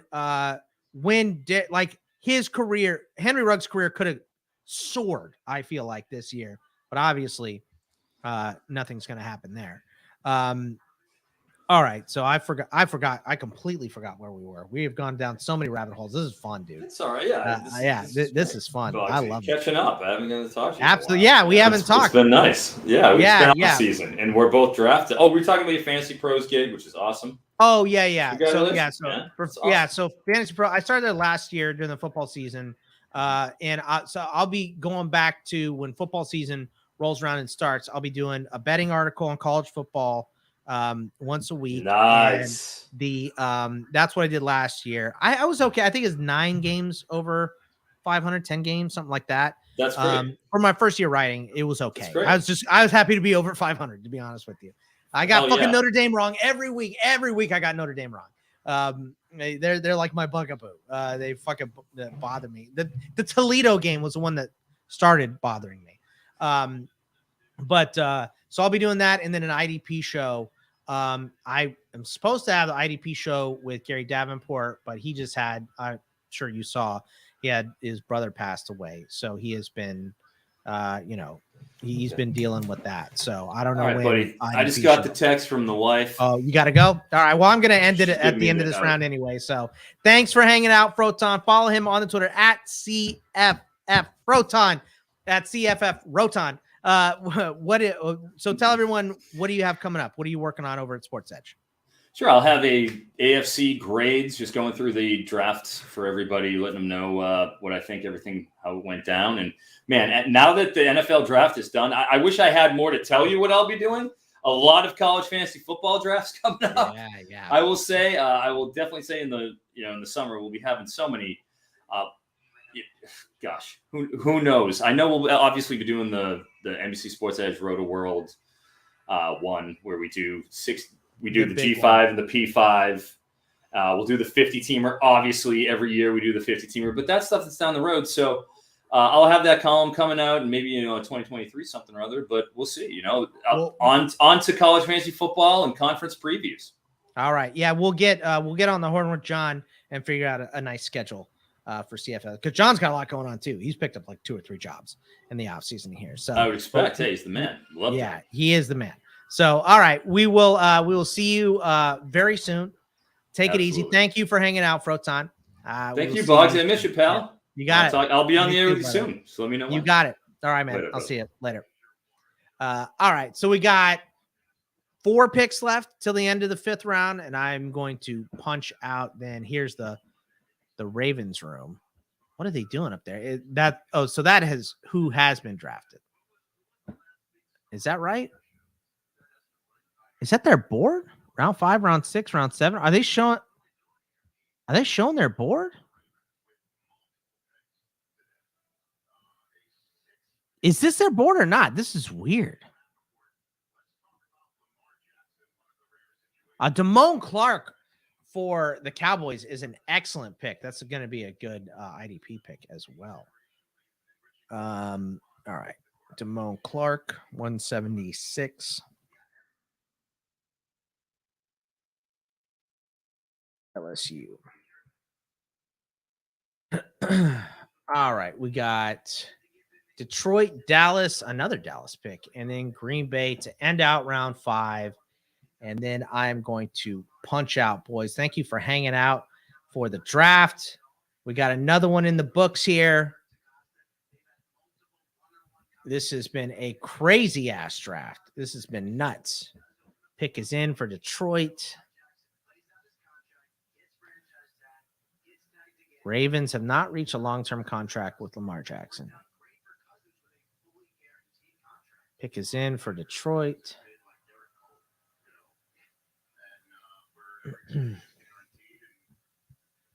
You got it, Guthrie. This is fun, man. This is like definitely one of my favorite days of the year. And one of my favorite weekends of the year, the NFL draft. Got some black book chapters to write up. James Mitchell, tight end out of Virginia Tech. That's a pretty solid pick. I don't know if it's super exciting, but it's solid. James Mitchell's more of your do-it-all, I feel like, than your,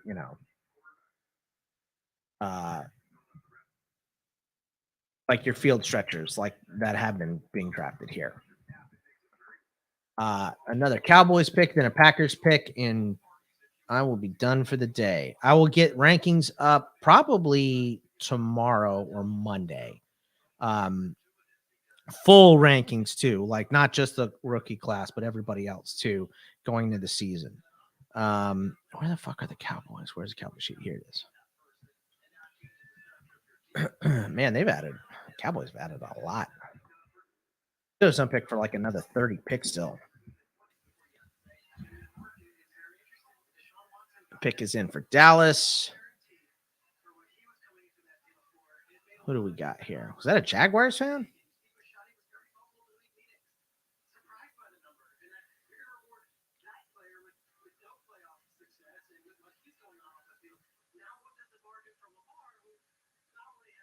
They're talking about Lamar extending with Baltimore and how upset he is about Hollywood going and all that good stuff.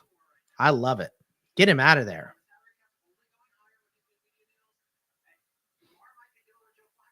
Yeah, get him out of there. Let's get him in Seattle. I'd love to see Lamar in Seattle. John Ridgeway, big defensive tackle out of Arkansas. That's a solid pick here. I know that like all the prognosticators and stuff had Ridgeway much higher than this. There's been some weird picks for the Cowboys for sure here. I don't know about Deron Bland. Jake Ferguson was kind of a weird pick just because they already have Schultz, but you have to have backups. Let's Go's fine. And the start of Smith, Eric's boy Sam Williams, and Jalen Tolbert is fantastic. But these last two, and Clark and Ridgeway, are steals, I feel like. You got it, Barrow. Last pick for the Pack. Packers have got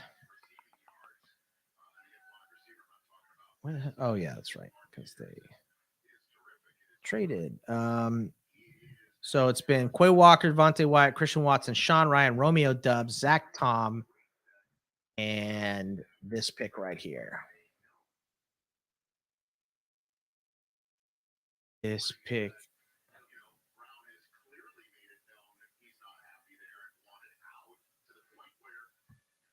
Boy, they're spending a lot of time trying to put a wedge between Lamar and the Ravens. I am here for it. I love it.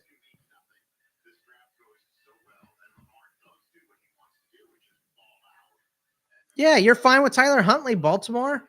Get rid of Lamar. He's not that good, right?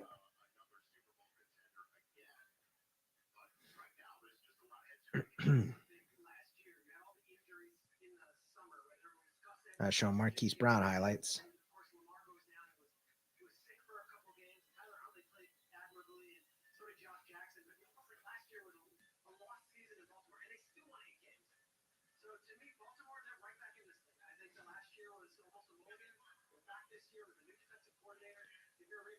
Yeah, Jesus, the Ravens. Hamilton, Linderbaum, Ajabo, Jones, Falele, Armour Davis, Kohler, Stout, Likely, and Williams.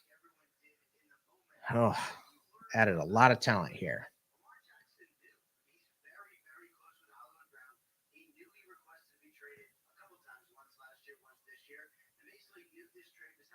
Kingsley Enagbare. That's a good pick this late.